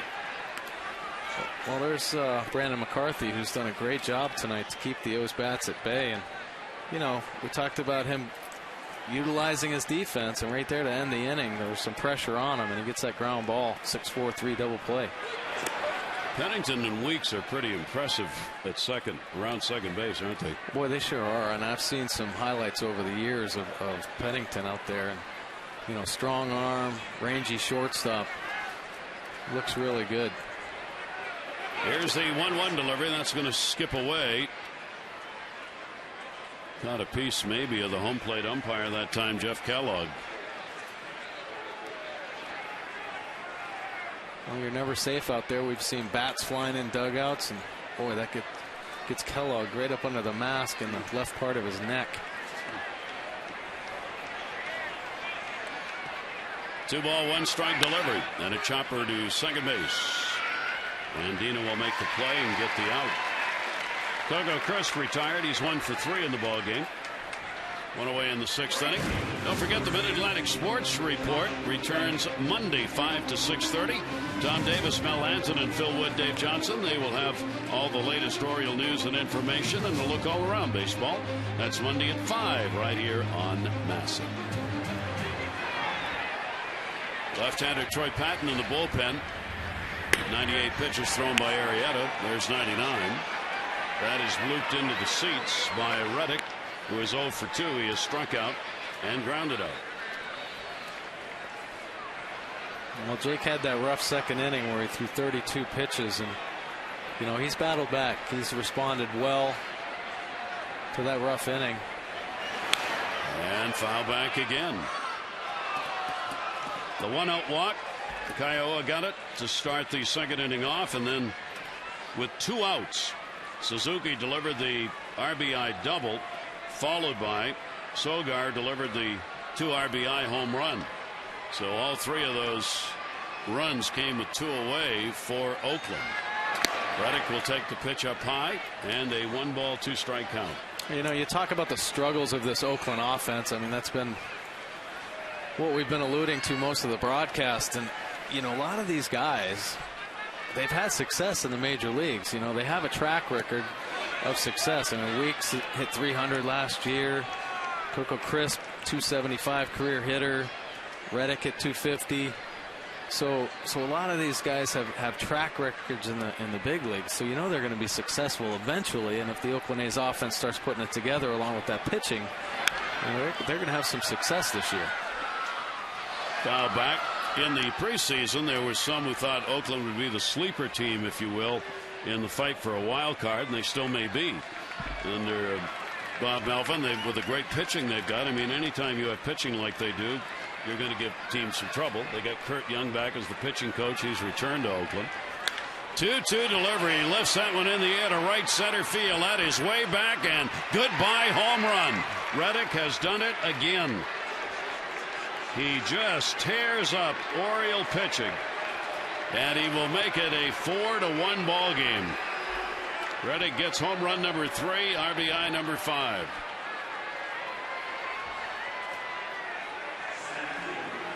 Well, he just drops the head. Pitches down in the zone.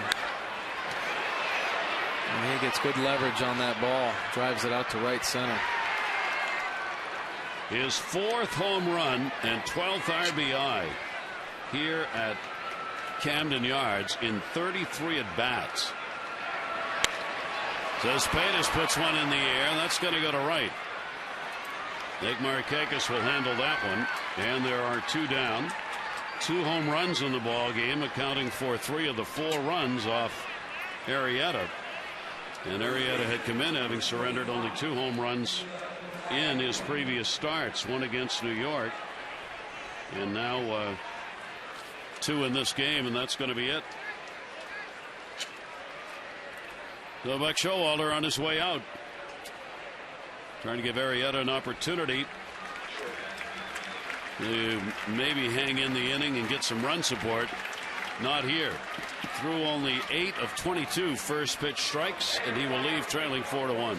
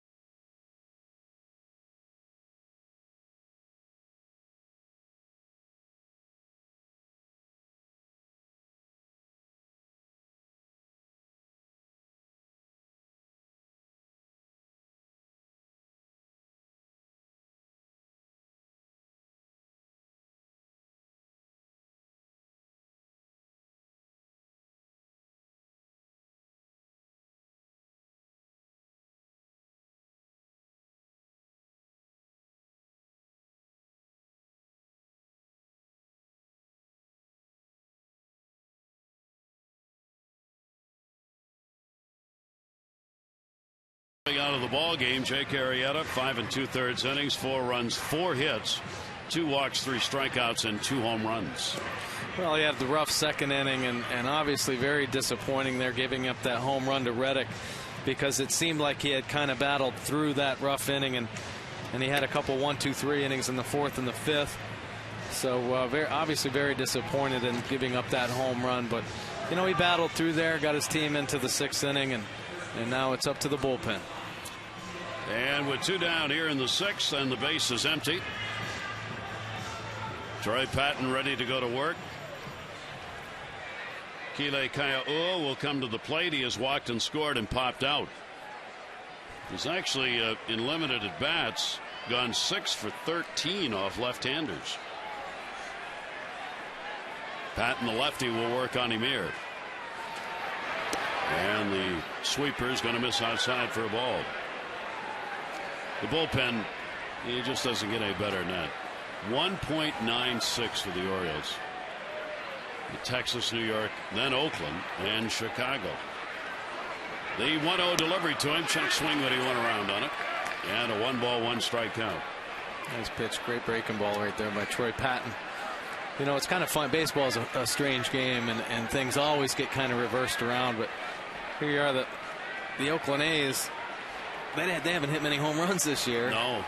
And you know, the Orioles are leading the league, or 2nd or 3rd in the league anyway. One of the top teams, and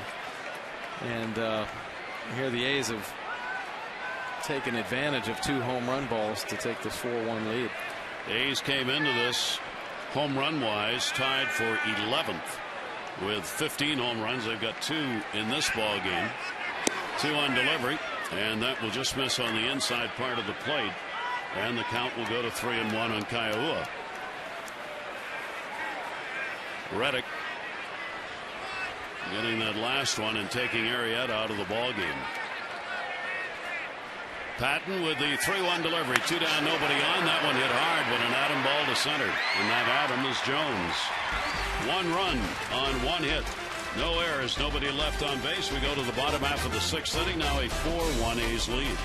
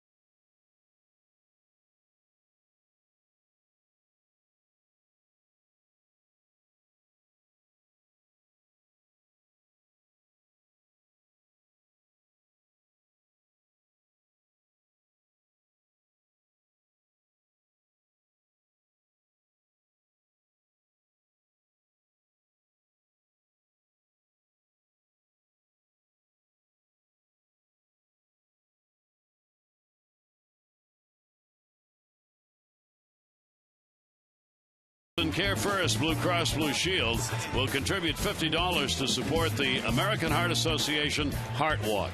To date, the Orioles have drawn 47 walks for a total of $2,350. Care First Blue Cross Blue Shield encourages each of us to take that first step towards a healthier and more active lifestyle. Brandon McCarthy with a walk and 3 strikeouts. Reimold to right. Looking back at the warning track with room. Catch is made by Reddick. Reimold with a 1 for 3, a double, and 1 away in the 6th inning.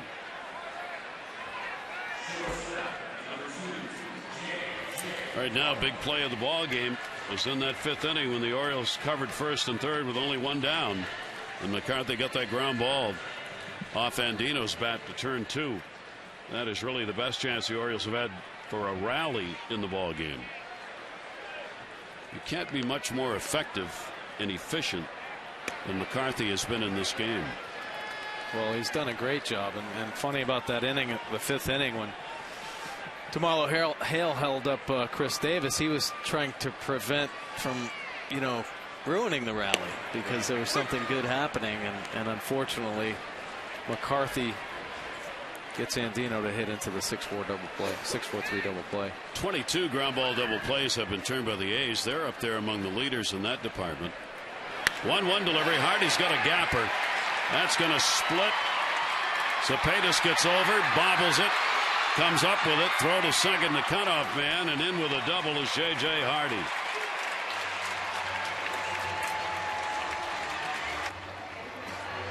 Well, nice piece of hitting right here. We saw this 2 nights ago with a fastball up and out over the plate. He stays inside it well, drives it to right center. Cepedis tries to slide to keep that ball in front of him and just boots it, allowing J.J. Hardy to get into second base. So the Orioles get the potential tying run, get it to the on-deck circle, not to the plate. Nick Markakis, an RBI on a sac fly, and was taken out on a fine 4-6-3 play his last time up. The Orioles have gone 1 for 4 with runners in scoring position so far tonight, leaving 2 on base. One of those in scoring position in that 5th inning. Well, I'll tell you what, winning breeds confidence. And I know everybody in that dugout for the Orioles, they don't feel like they're out of this game, and there's still an opportunity to put some runs up on the board. Not the way the Orioles have put up the late inning runs, in particular with the long ball. I mean, the Orioles now have gone 4 and 5 when trailing after 7. They won only 5 such games all of last year, and they've already won 4 this year. So they've been a comeback team late in the ball game. Nick Markakis, Hardy off second base, the 0-2 delivery, and Brandon McCarthy just bears down and gets a strikeout. 2 down. Well, that might have been the hardest pitch he's thrown all night, up and in to Nick Markakis. 3 pitches, and then he rides that fastball up and in. Nick can't quite get to it. Adam Jones will get his first chance tonight with a runner in scoring position. 2:35 in these situations so far for Jones. A 4-1 ball game. The A's on top, first of 3 in this set here at Camden Yards for the weekend. McCarthy's delivered to Jones. Breaking ball on the inside corner for a strike. Well, there it is again, another breaking ball. Just continues to mix it up on the first pitch, and he's throwing them for strikes. Saying to Mike, he came into the ball game, McCarthy had given up more hits than any other pitcher in the American League, 40 of them coming into the game.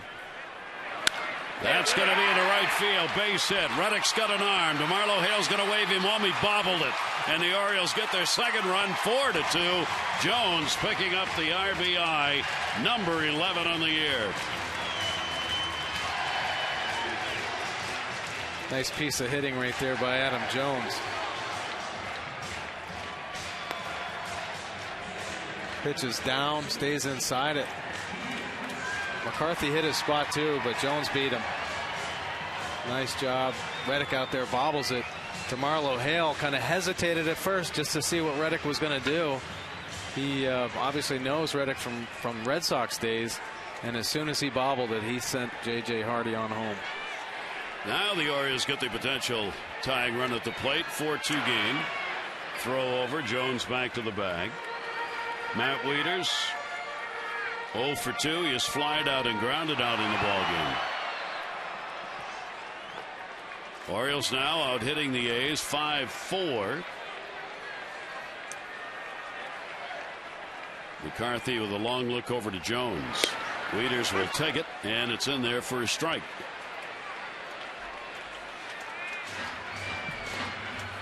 Nobody up in the bullpen for the A's. Brendan McCarthy. Bob Melvin leaving him to do his own work out there, and he certainly has earned the right to do that the way he's pitched. Nice. Here's the 0-1. Only thrown 73 pitches tonight so far, so you know he's in a good position in this part of the ball game. I was going to say, with McCarthy coming in having given up the most hits, Mike and I were talking about that between innings. McCarthy's also had the one extra start. Right. Mike noted, as this team started in Japan and then had a layoff before their third game. They played 2 games over there, came back, went back into spring training again. Yeah. So McCarthy had the start over there, then the start over here, so he got an extra start, and that's one of the reasons that hit count is up. 2 ball, 1 strike count, 2 down.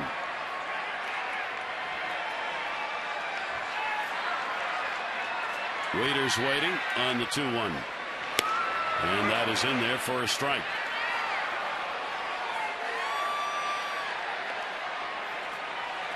So productive from the left side. All 6 homers, all 13 RBIs have come from this side of the plate for Waiters.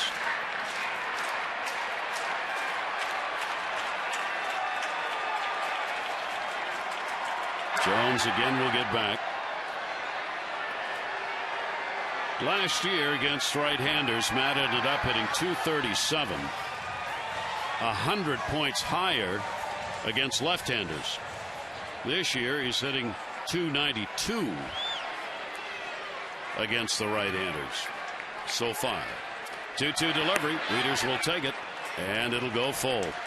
So Jones will be running with 2 down.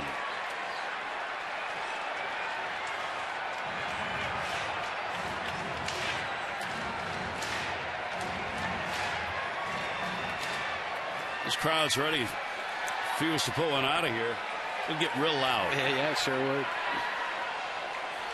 Here's the 3-2. Runner goes. Wieters down to first base. Foul ball. 3-2 breaking ball.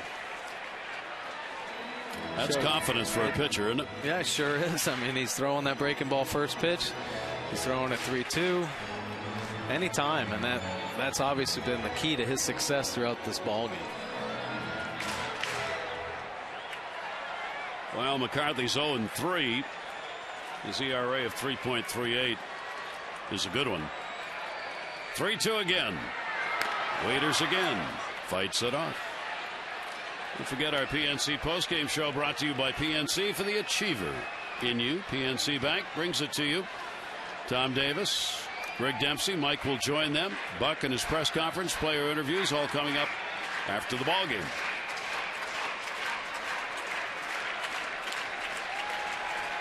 Wieters have fought off 2 3-2 pitches. This is the 8th pitch of the at bat. Wieters takes it and he gets the walk. Well, great at bat right there by Matt Wieters. Pretty good battle by both McCarthy and Matt. And Matt able to lay off that breaking ball down and in. Only 2 walks surrendered by McCarthy. The other one came in the 2nd inning. Now it'll be up to Davis, who has doubled and struck out.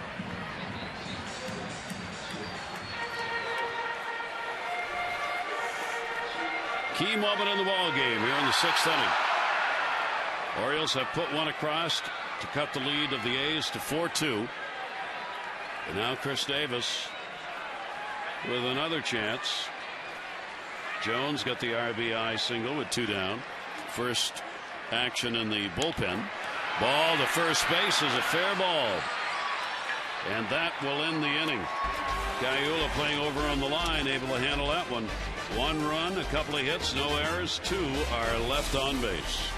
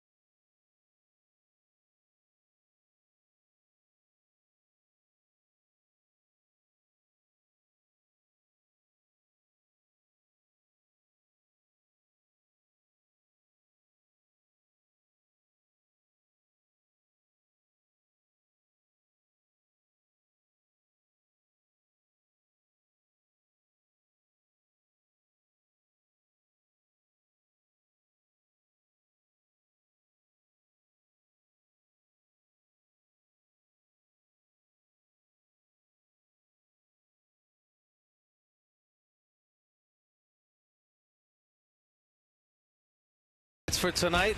Eric Sogard hits a 2-run home run off Jake Arrieta in the second inning. The defensive play of the game so far, Weeks to Pettington, just in time. Pretty nice play right there.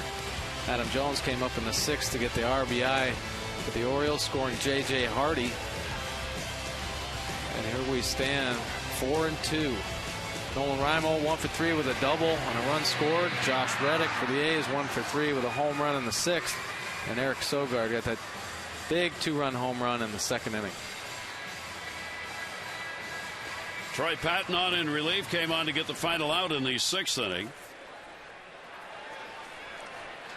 He will be facing Smith, Suzuki, Sogard, 6, 7, 8 in the order. And the first pitch is taken away for a ball. For Seth Smith so far on the season against left-handers, he's only had 4 at-bats against the lefty, 1 for 4. And that breaking ball by Patton is in there for a strike. The Orioles trying to make 5 in a row. Oakland trying to make it 3 in a row. Last time the Orioles had won 5 straight last August. And they put it together. Swung on and missed by Smith. The Orioles also wanted to get 6 games over 500. If they could do that, and they would with a win tonight, it would be the first time the Orioles would be 6 games over 500 since July of 2005. Well, Joe Over's team in that tie for first. Yeah, he would definitely like to keep extending the lead before we start running into some more American League East opponents. Good pitch right there, and Smith is retired on the strikeout. Patton gets the K. And Troy Patton makes a great pitch right here. Boom, down and away. Just off the plate, but Matt Waiters with a nice frame to help out Troy Patton right there. Pretty good reaction. See the bullpen comparison last year to this, there is none. Entirely different. So far the results, as we said, #1 ERA in the American League for bullpen. Here's Kurt Suzuki. Little knee buckling on that one, got fooled by the pitch. RBI double in the second inning and is popped out. Suzuki now with 8 batted in. Starting pitching and the bullpen, they go hand in hand with success. If the starting pitching gets deeper into ball games, bullpen's roles can be established much better and utilized the right way, and that's why you're seeing that success right now.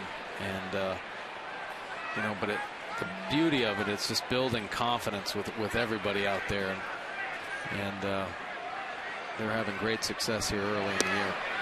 Breaking ball will be taken inside, and a 2-ball 1-strike count on Suzuki. Obviously the bullpen already in action for the Orioles here tonight, and more to come. 2-1. Suzuki will take that one down low. 5 for 18 off the lefties for the A's catcher. Patton has been effective coming in for the inning or 2 of work that he's been called on to get done, and he's done a pretty good job of getting right-handers out of there. Here's the 3-1 delivery on the way. Suzuki takes it for a strike. 3-2. Good pitch, staying aggressive. Well, Troy Patton's not going to really back down from anybody.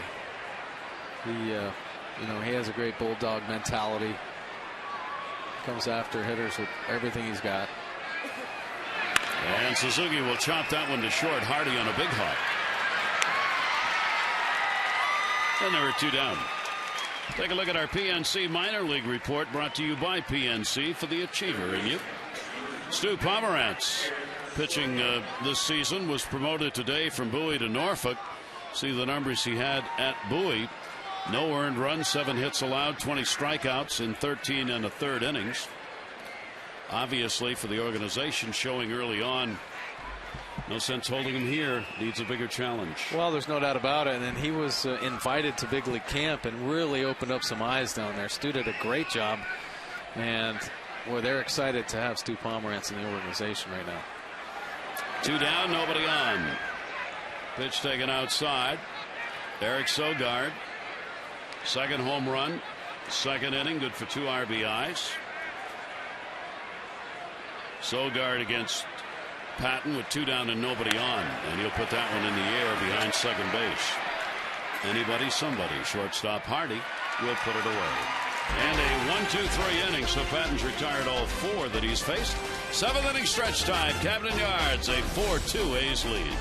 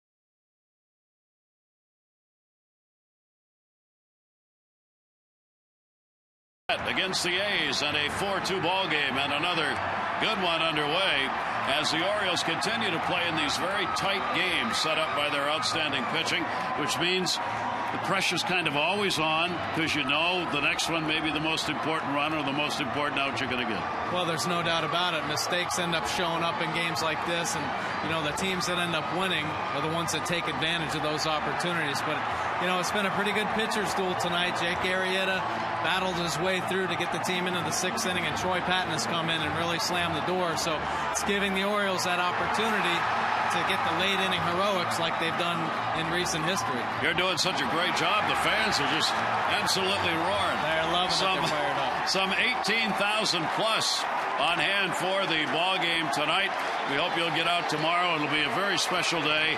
The first of the 6 legends to be recognized, as Frank Robinson will be honored, and a big moment for Oriole fans. Oh, what a great time it is. And then to look forward to it all summer with the great legends of Orioles history is so exciting for this community, because this is truly a baseball town, and they love their ex-Orioles in the Hall of Famers. And it's been talked about so long about getting some of these players recognized through the statues that are going to be unveiled here in the course of the summer, because those haven't been here around the ballpark the way the fans, I think, would like to have had it. And I think fans really are looking forward to that. Oh, they're going to love it. You know, they see their numbers, but they can't wait to see these statues. Sorry, we were just turning around there. We didn't mean to give you our back.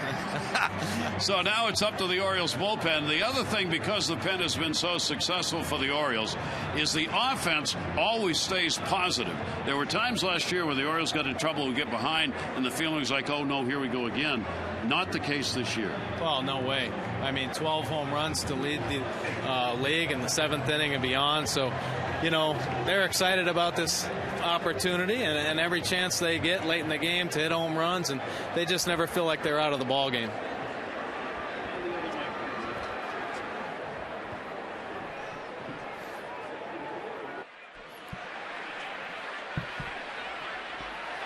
Mark Reynolds, and a swing and a miss, leading it off, bottom half of the 7th inning. Reynolds has walked and struck out. Flaherty and Andino due up for the Orioles. The 0-1 delivery is taken outside. Brandon McCarthy has gone the distance with 2 walks and 4 strikeouts. Here's the 1-1. And that's going to be up high. So the Orioles trying to get the potential tying run to the plate. Here in the bottom half of the 7th inning. Getting a run in the 6th, and the RBI by Jones. Sac fly, first inning by Nick Markakis. Suzuki's got an RBI. Sogard's got 2 RBIs on his home run, and the solo shot by Reddick accounting for Oakland's 4. And the 2-2 delivery. Fastball up high. So again, a full count, 3 balls, 2 strikes. Well, that's a good take right there by Mark Reynolds in his last at bat. McCarthy just worked the perimeter of the strike zone. He tried to do it again right there to get him to chase. Reynolds has picked up 8 walks on the season to go along with the 26 strikeouts. You can almost feel him trying to relax at the plate. A lot of deep breaths. Here's the 3-2 delivery, and up high, and he got the walk. So the Orioles will get the potential tying run to the plate. That is walk number 3. Oriole Park, the perfect setting for your next group outing. Gather up family, friends, co-workers, colleagues, and have a great night or day here at the ballpark. Discounted ticket prices for groups as small as 15. Party facilities to fit up to 1,000. Camden Yards can make your group offering an experience you'll never forget. 888-848-BIRD or Orioles.com/groups. Flaherty with a single, and he's flying to center. Sogard moves in at third. Flaherty will take the pitch for a strike. Well, McCarthy only has 3 walks. Mark Reynolds draws 2 of them. That was a nice at bat by Mark right there to get on base. Try to spark a rally here for the Orioles in the late innings. 0-1 count. Flaherty down to first and foul. As you said, Flaherty has put up some good numbers. Here's warm-up action to the bullpen. Ryan Cook. Flaherty has minor league average 278 over a 4-year period. 5 home runs last year in Iowa, 66 Tennessee, AA, AAA ball with the Cubs. 0-2 delivery. And Flaherty got jammed. Fouls that one straight back at a 2-strike count. Yeah, pretty good cutter right there underneath the hands of Ryan Flaherty. This one Ryan thought he was going to get to it. Just cut underneath.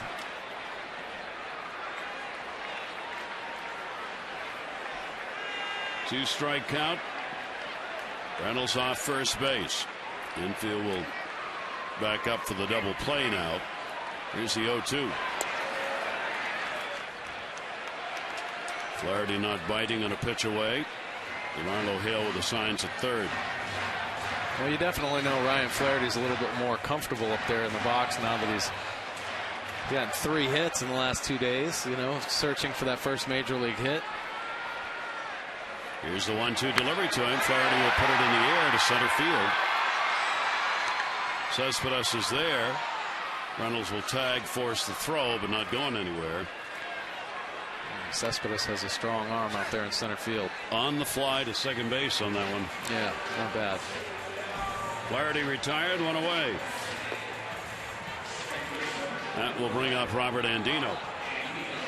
Andino has hit into a double play, a big one that came in the 5th inning, and has been called out on strikes. Andino, a lifetime .286 hitter against the A's. Stands in with 1 down, runner at first base. And the pitch is down low for a ball. One of the numbers that jumps out at you on the A's is the fact that they have been involved in 8 shutout games already. That's a whole season's worth. They've had 4 shutouts of their own, and they've been shut out 4 times. That's an enormous number for the first 20 games of the year. 1-0 pitch, Andino takes for a strike.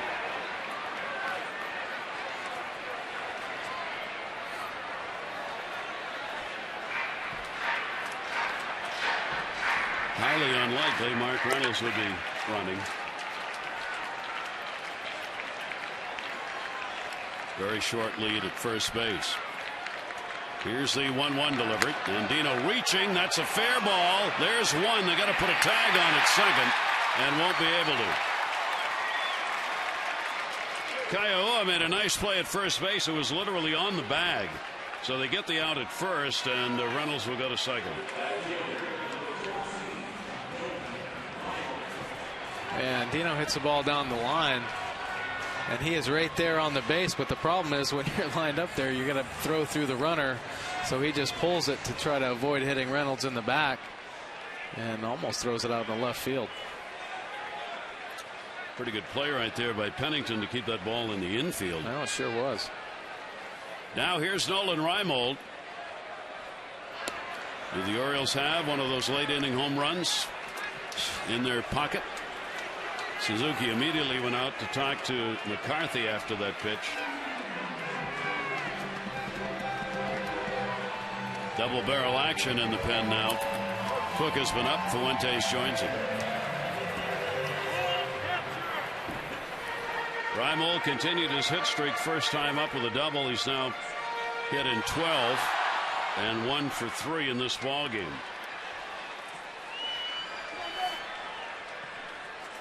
One-0 count, 2 down. That's going to be to left field. Another Adam ball. Hit hard, hauled in by Chris. No runs, no hits, no errors, and a base runner left on.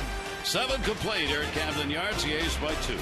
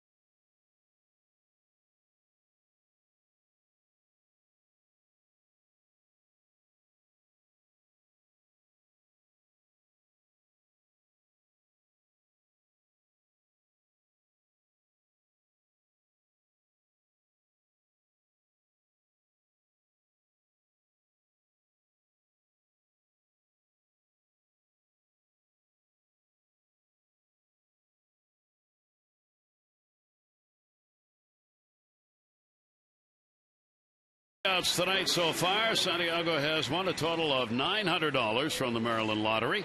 For your chance to be the Maryland Lottery contestant of the game, play Strike It Rich scratch-offs and enter your non-winning ticket codes at mdlottery.com/strikeitrich.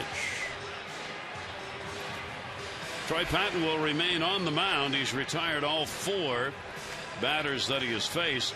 Patton's longest outing this year was 2 innings against Toronto on the 15th. He will be facing Pennington, Weeks, and Crisp. If he stays in, the Orioles bullpen is active. Pennington has an 0 for 2. He has grounded out and flied out.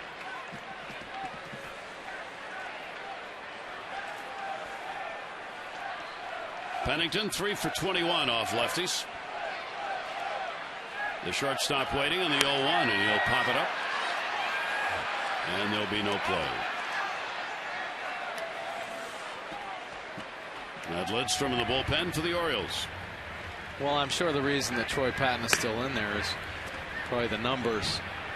Obviously better against hitters like Pennington. You just said 3 for 21 off lefties, so. Weeks on deck, hasn't hit lefties either yet. Right.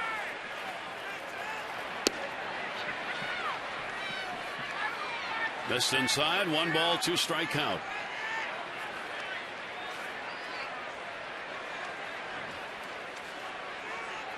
Rick Arrieta, the starter, 4 runs, 4 hits, 5 2/3 innings. Patton on in relief. That goes to short. Hardy. The out. 1 away. Time to text in your vote for the AT&T Player of the Game. The candidates tonight: Nolan Reimold, pick up a double and a run scored in this one. Josh Reddick, he has delivered a big home run in the ball game. And Eric Sogard, a 2 RBI homer that came in the second. Text in your vote, A, B, or C, to 31826.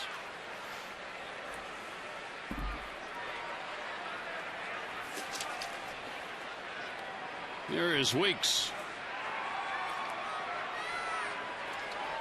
Switch hitter, 179 right-handed, 211 left-handed. Jamal Weeks will take it for a strike. Troy Patton starting Weeks off with a breaking ball. If pitchers can command off-speed pitches and throw them for first pitch strikes, it really gets into the hitter's head, you know. In the air to right. 2 down. Really don't know what to sit on if pitchers have command of off-speed pitches and they throw them in those situations. Boy, because I think so many hitters are, I'm not going to say guess hitters, but tendency hitters. When counts are in their favor, and 0-0, you're expecting a fastball. 2-0, obviously fastball. And 3-1 counts. So, you know, if a pitcher's got the confidence to throw breaking balls in those situations, hitters just, boy, they lose a little bit of that edge. Go Crisp will foul that one away. Crisp has had a double, 1 for 3. 2 down, nobody on in the 8th inning. Crisp was hitting 167 right-handed and 167 left-handed. The double came in the 3rd inning. The 0-1 delivery to him away, and a 1-ball, 1-strike count.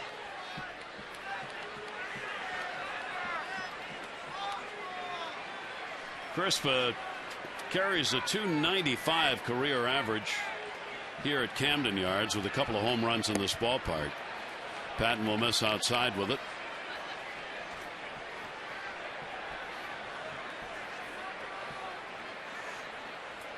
Count will go to 2-1.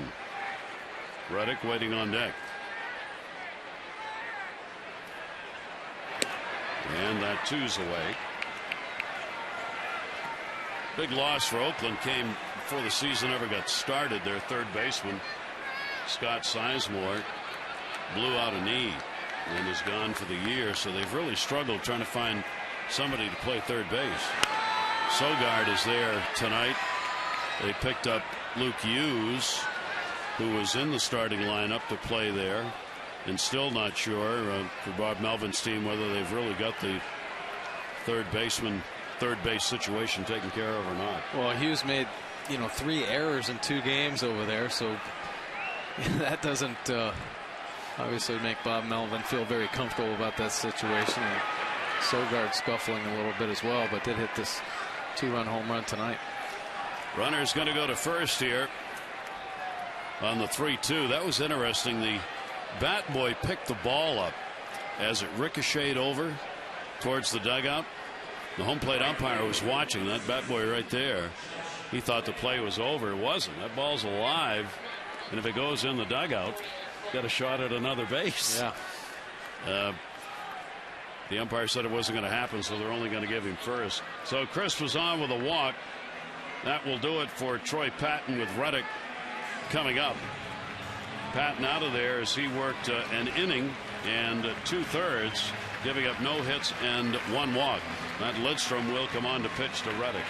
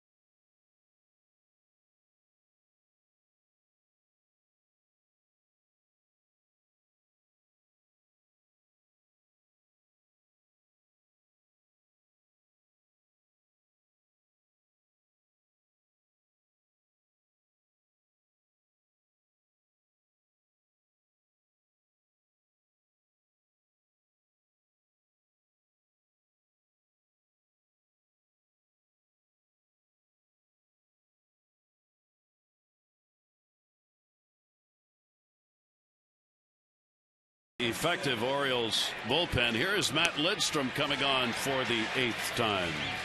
He's looked good all year. Power arm, nice tight slider. It's been known he's hit 100 miles an hour before. Not this year yet, but 97, 98 miles an hour consistently. A runner on at first base, 8th inning. The A's lead at 4-2. Reddick comes to the plate. Last time up, got his 3rd home run of the year in the 6th inning. Runner goes. Here's Wieder's throw on the money, but not in time. Head first slide by Crisp. Stolen base.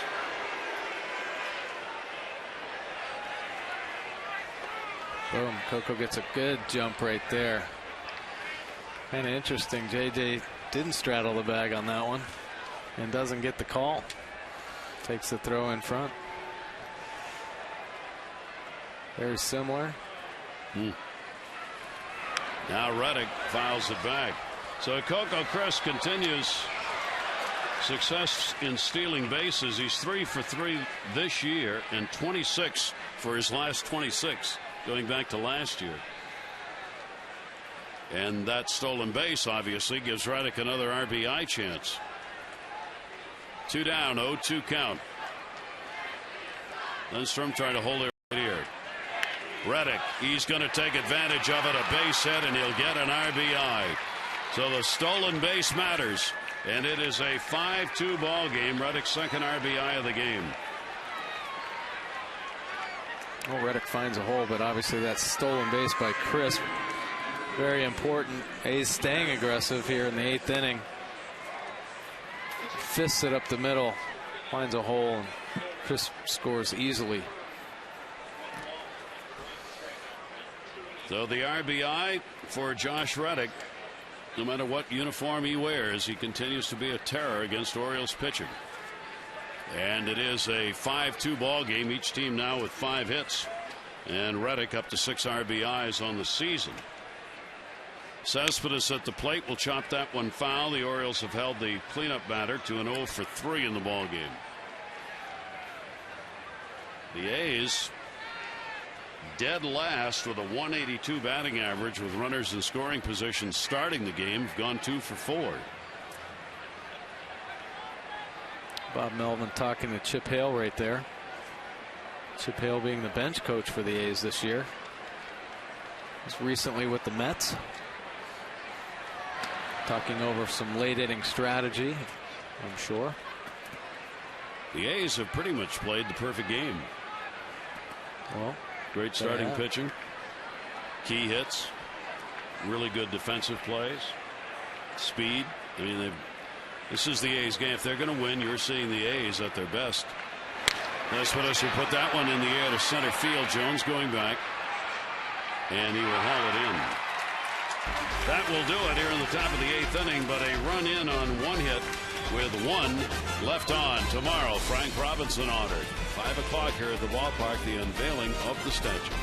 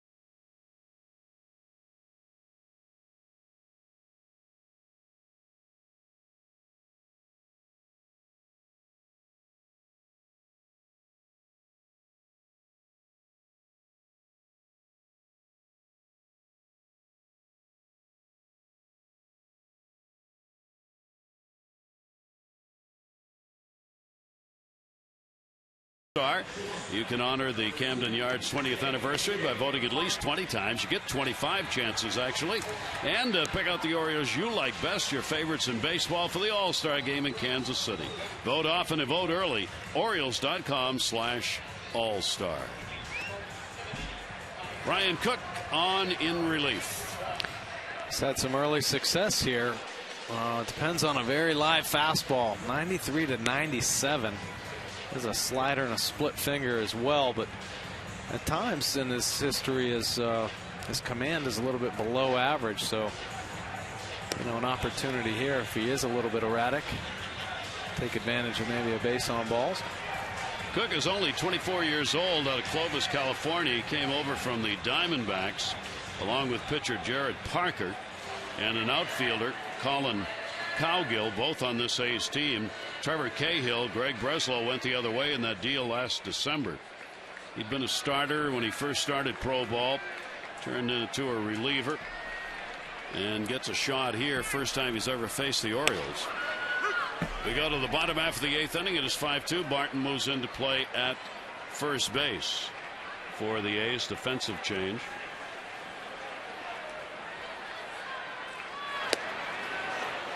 Big swing and a miss by Hardy. Doubled and scored in the 6th inning. 1 for 3 in the ball game.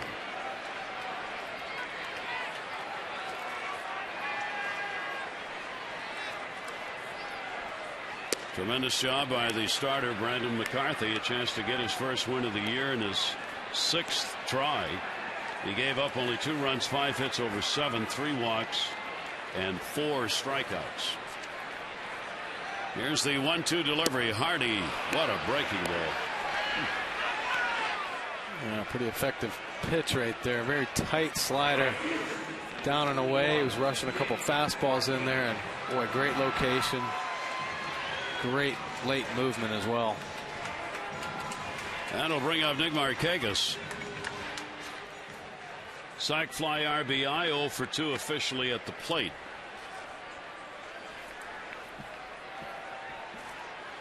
Each team with 5 hits, but the A's with the 5 runs. And a strike on a fastball on the outside corner. Nick didn't like that call very much.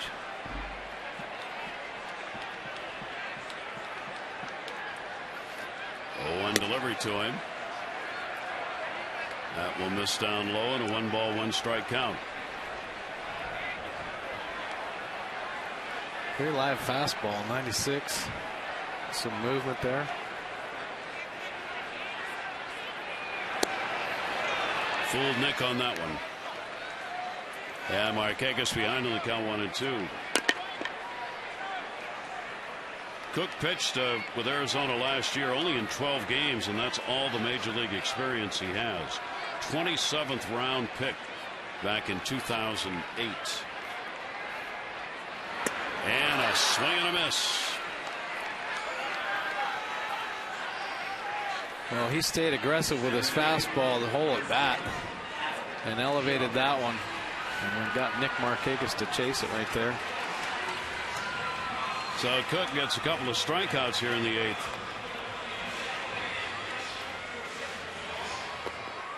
Adam Jones, RBI single in the 6th inning. 1 for 3 in the ball game. Now has a 6-game hit streak. Cook throws like this all the time. Nobody's going to get a hit. Well, he's been doing this in the early going. Yeah, pretty filthy. The A's staff, much like the Orioles with the early success. What a hard, nasty slider down and away right there. And he'll get ahead 0-2. This copyrighted telecast presented by authority of the Orioles may not be reproduced or retransmitted in any form, and the accounts and descriptions of this game may not be disseminated without the express written consent of the Orioles. Adam Jones, 0-2, 2 down. Ryan Cook. Foul ball will keep it alive.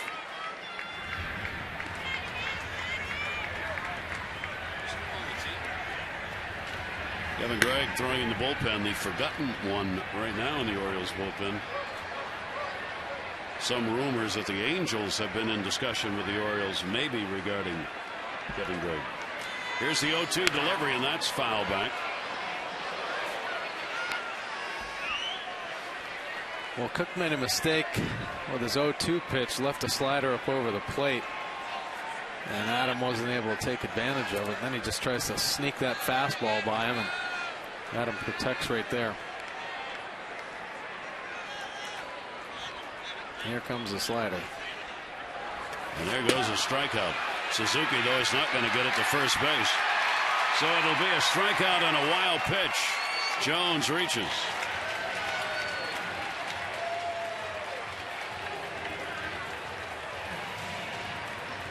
Well, the Orioles will keep the inning alive.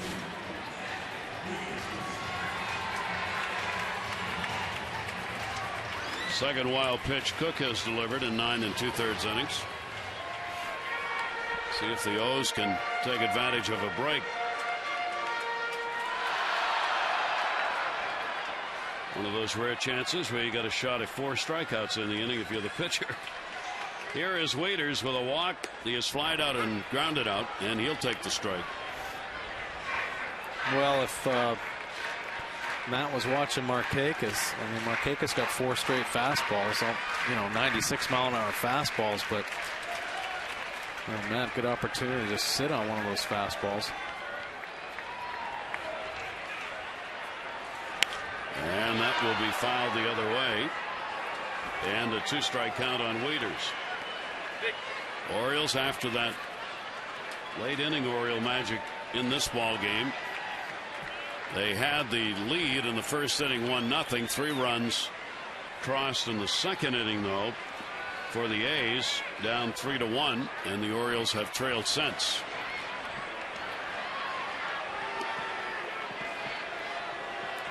Jones back to the bag.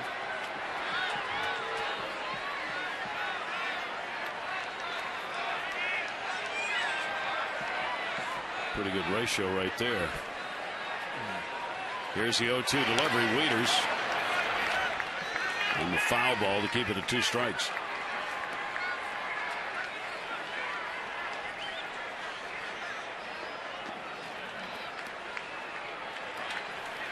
$18,297 here at the ballpark tonight. 18,297. They're seeing a good ball game. Here's the 0-2 delivery. Waiters reaching and fouled off. Suzuki couldn't keep it in the glove. That's fouled off a couple nasty pitches. That tailing fastball right there, up and away, just to get a piece of it to stay alive in the pitch before. A tight slider down and in. I'll tell you what, in the 7th inning, it sounded like there were more than 18,000 people. It did, didn't it? It sounded like there were 47,000 people. We've been ready to let it go all night here. Here's the 0-2 delivery. Waiters again. Fouls it back.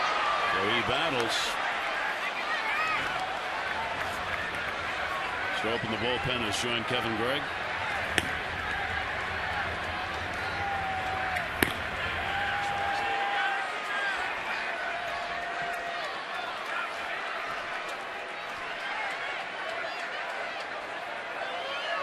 Jones off first base. Here's the 0-2. Waiters.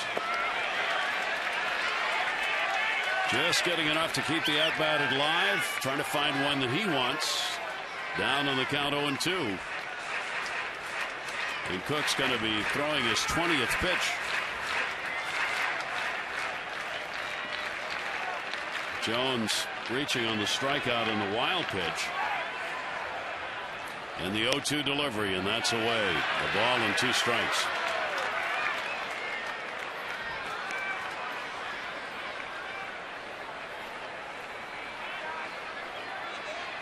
Been a good battle for Matt.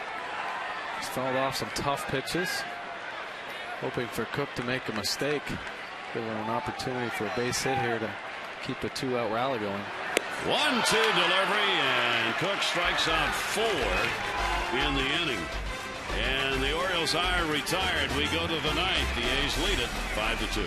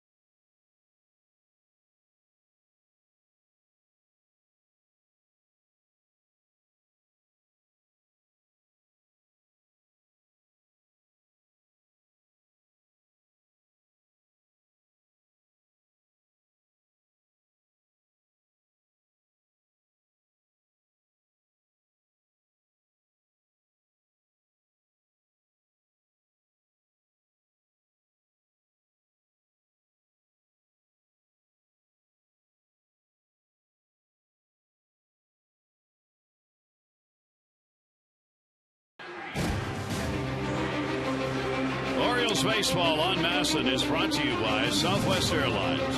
Find our fares online only at southwest.com. And by Dodge. See your authorized Dodge dealer and experience a world of performance, design, and fuel efficiency. Schedule a test drive or go to Dodge.com and check out their powerful lineup. Ninth inning here at Camden Yards on a cool evening, but a good one for baseball. And Kevin Gregg comes out of the pen. Lidstrom a third of an inning, 1 hit. Patton an inning and 2/3, a run, and a strikeout. The run against him came when Chris drew the walk, stole the base, and Reddick got the base hit.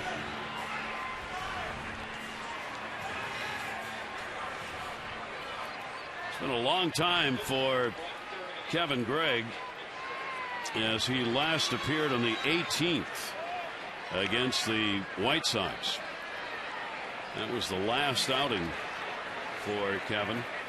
Now he'll face Barton, who'll get his first at bat, coming on to play defensively at first, and Derek Barton will take the pitch for a strike. Barton, the defensive replacement.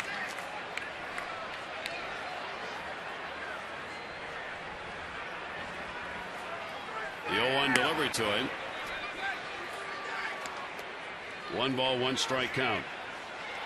McCarthy in line to get a win if the A's can protect the lead. Arrieta still the pitcher of record for the Orioles with 4 runs, 4 hits, and 5 2/3 innings. Barton swings through that one, 1-2. Well, McCarthy threw a great ball game for the A's tonight, pounding the strike zone and utilizing his defense like we had talked about in the pregame. And we've seen some pretty good defensive plays. Weeks and Pettington up the middle. But McCarthy definitely the storyline right now. Well, Gregg will get a strikeout. Let's update you on the voting for the AT&T Player of the Game. You still have time to text in your vote, A, B, or C, to 31826. Results on the O's Extra post-game show.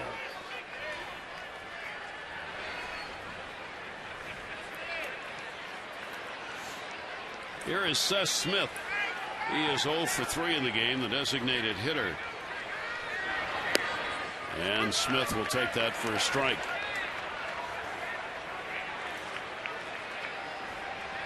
Orioles will have 3 to work with in the 9th inning. 0-1 delivered down to first, and a foul ball just missed going over the bag.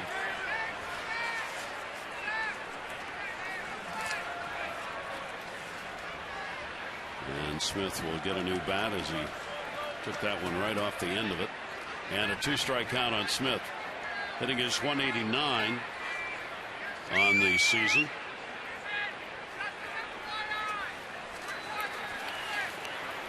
Right now, that 3-run second inning is what's been the difference in the ball game. Reddick with a home run in the 6th, and then the added run in the 8th.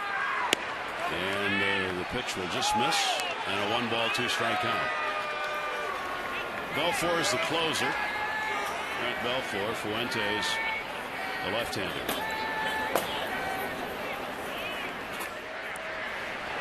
1-2 delivery, and that will be taken away. A couple good pitches right there by Kevin Gregg. That's Payne on the outside. Threw a fastball away, and then this was a little cutter coming back over. Pretty good location, but I've seen that called a strike earlier tonight. Bart. Smith rather goes down. Joining Barton as a strikeout victim. Oh, nice job. Stayed aggressive, came right at him. Strike 3, made some really good pitches right there. First 2 batters, 2 Ks.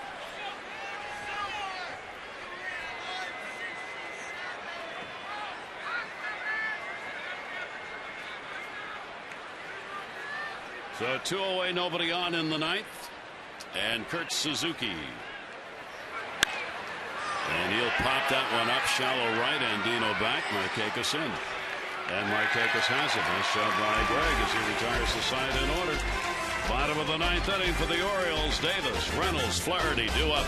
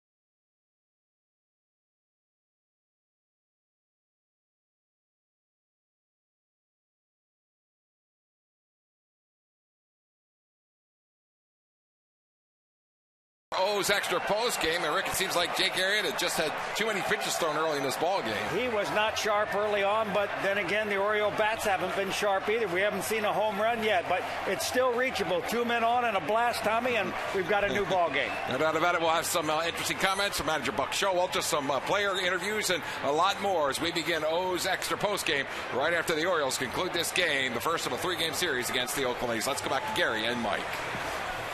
All right, Tom, Rick, thanks very much. And the Orioles are going to look now at Grant Belfour, the new closer. He was a setup man last year for the A's. He's taken over the closer's role this season. Virtually unhittable so far. Yeah, another one of these tough bullpen guys for the A's. Throws a fastball at about 90 to 93 miles an hour. Slider to right-handed batters, and he also has a curveball. He's had some success as well here in the early going. Belfour is 5 out of 6. He blew his first save on Wednesday against the White Sox. Gave up a leadoff home run to Konerko in the 9th inning. Opponents hitting a combined 125 against him, the 6th lowest for American League relief pitchers. He now has 15 career saves. The Orioles faced him last year in 5 games. He didn't give up any runs, 2 hits in 5 and the 3rd innings against the Orioles last year. So Grant Belfour, their closer, comes on to try and wrap it up. I mentioned earlier this week, WJC's Mark Viviano had cued me into an article that had been written in 2008 about closers, and an article by someone who thought that the whole thing about closing had been completely overblown. The idea of a close was invented in 1960 by the great baseball historian who's passed away, Jerome Holtzman. He wrote an article that for the first time talked about closers and the concept of a save. All closers owe him billions of dollars.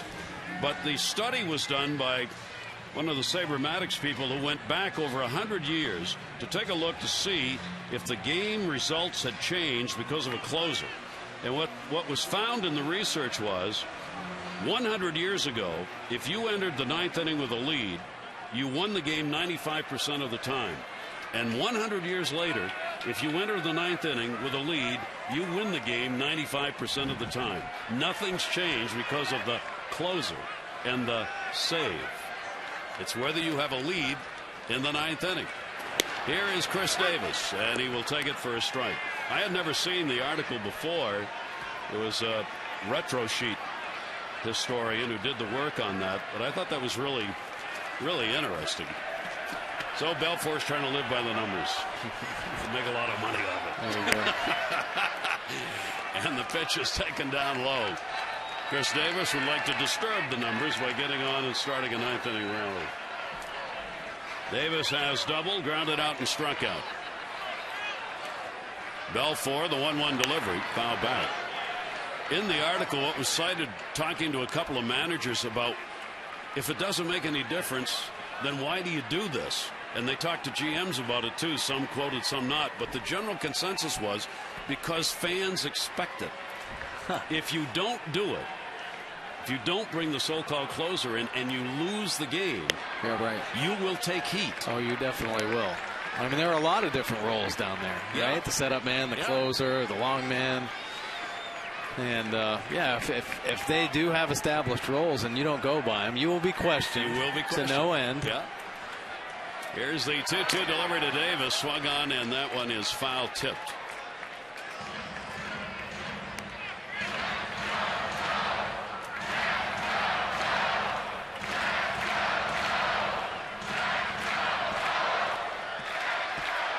Fans hoping for the 9th inning rally.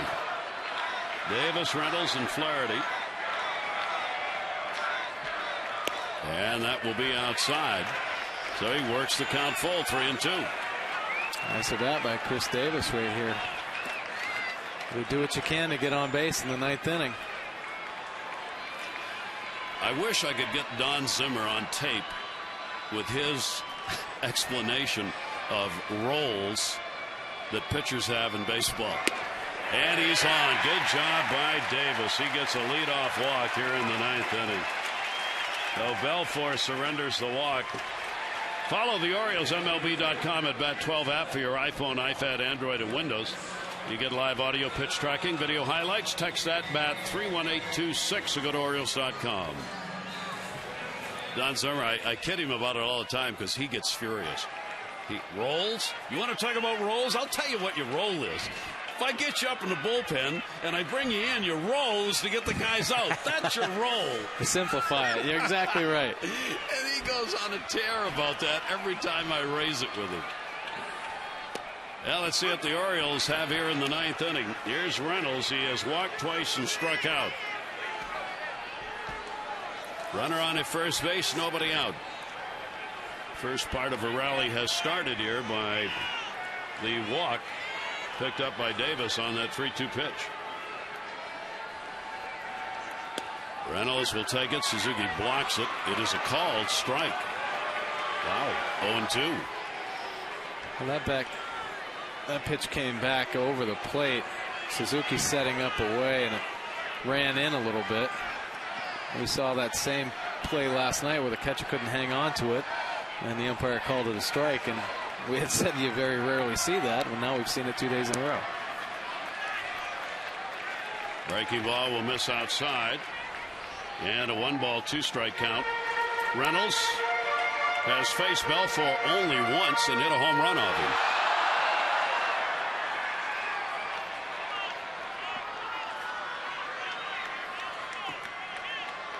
1-ball, 2-strike count.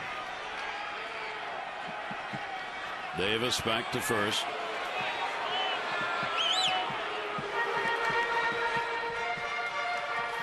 In the bottom of the 9th inning here at Camden Yards, the opener of this 3-game set, and a good one. The Orioles trying to make it even more positive from their side with a rally here. Check swing, misses down low. 2-2. Good take, another good at bat. Marks had 2 walks tonight.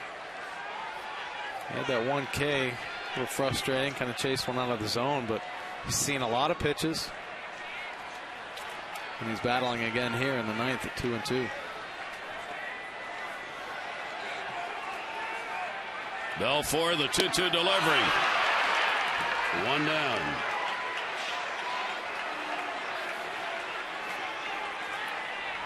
A pretty good slider right there by Belfour. Mark a little bit out ahead of it.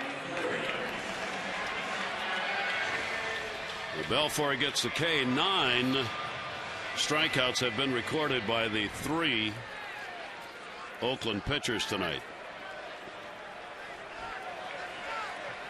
1 down. Here's Flaherty. He has singled and flied to center twice.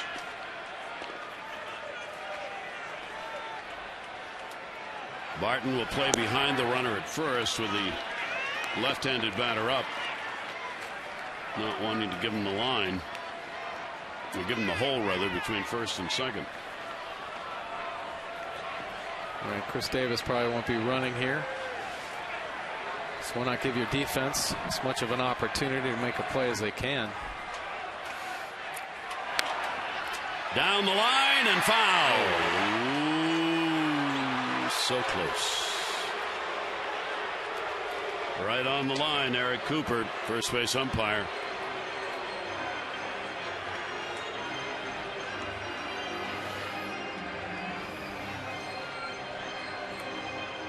Well, it was close. Buck obviously looking down there at Cooper. Hits the chalk just before the base. And it almost looked like he was going to point fair. And turns and points foul ball. That's as close as you can come to not having a fair ball.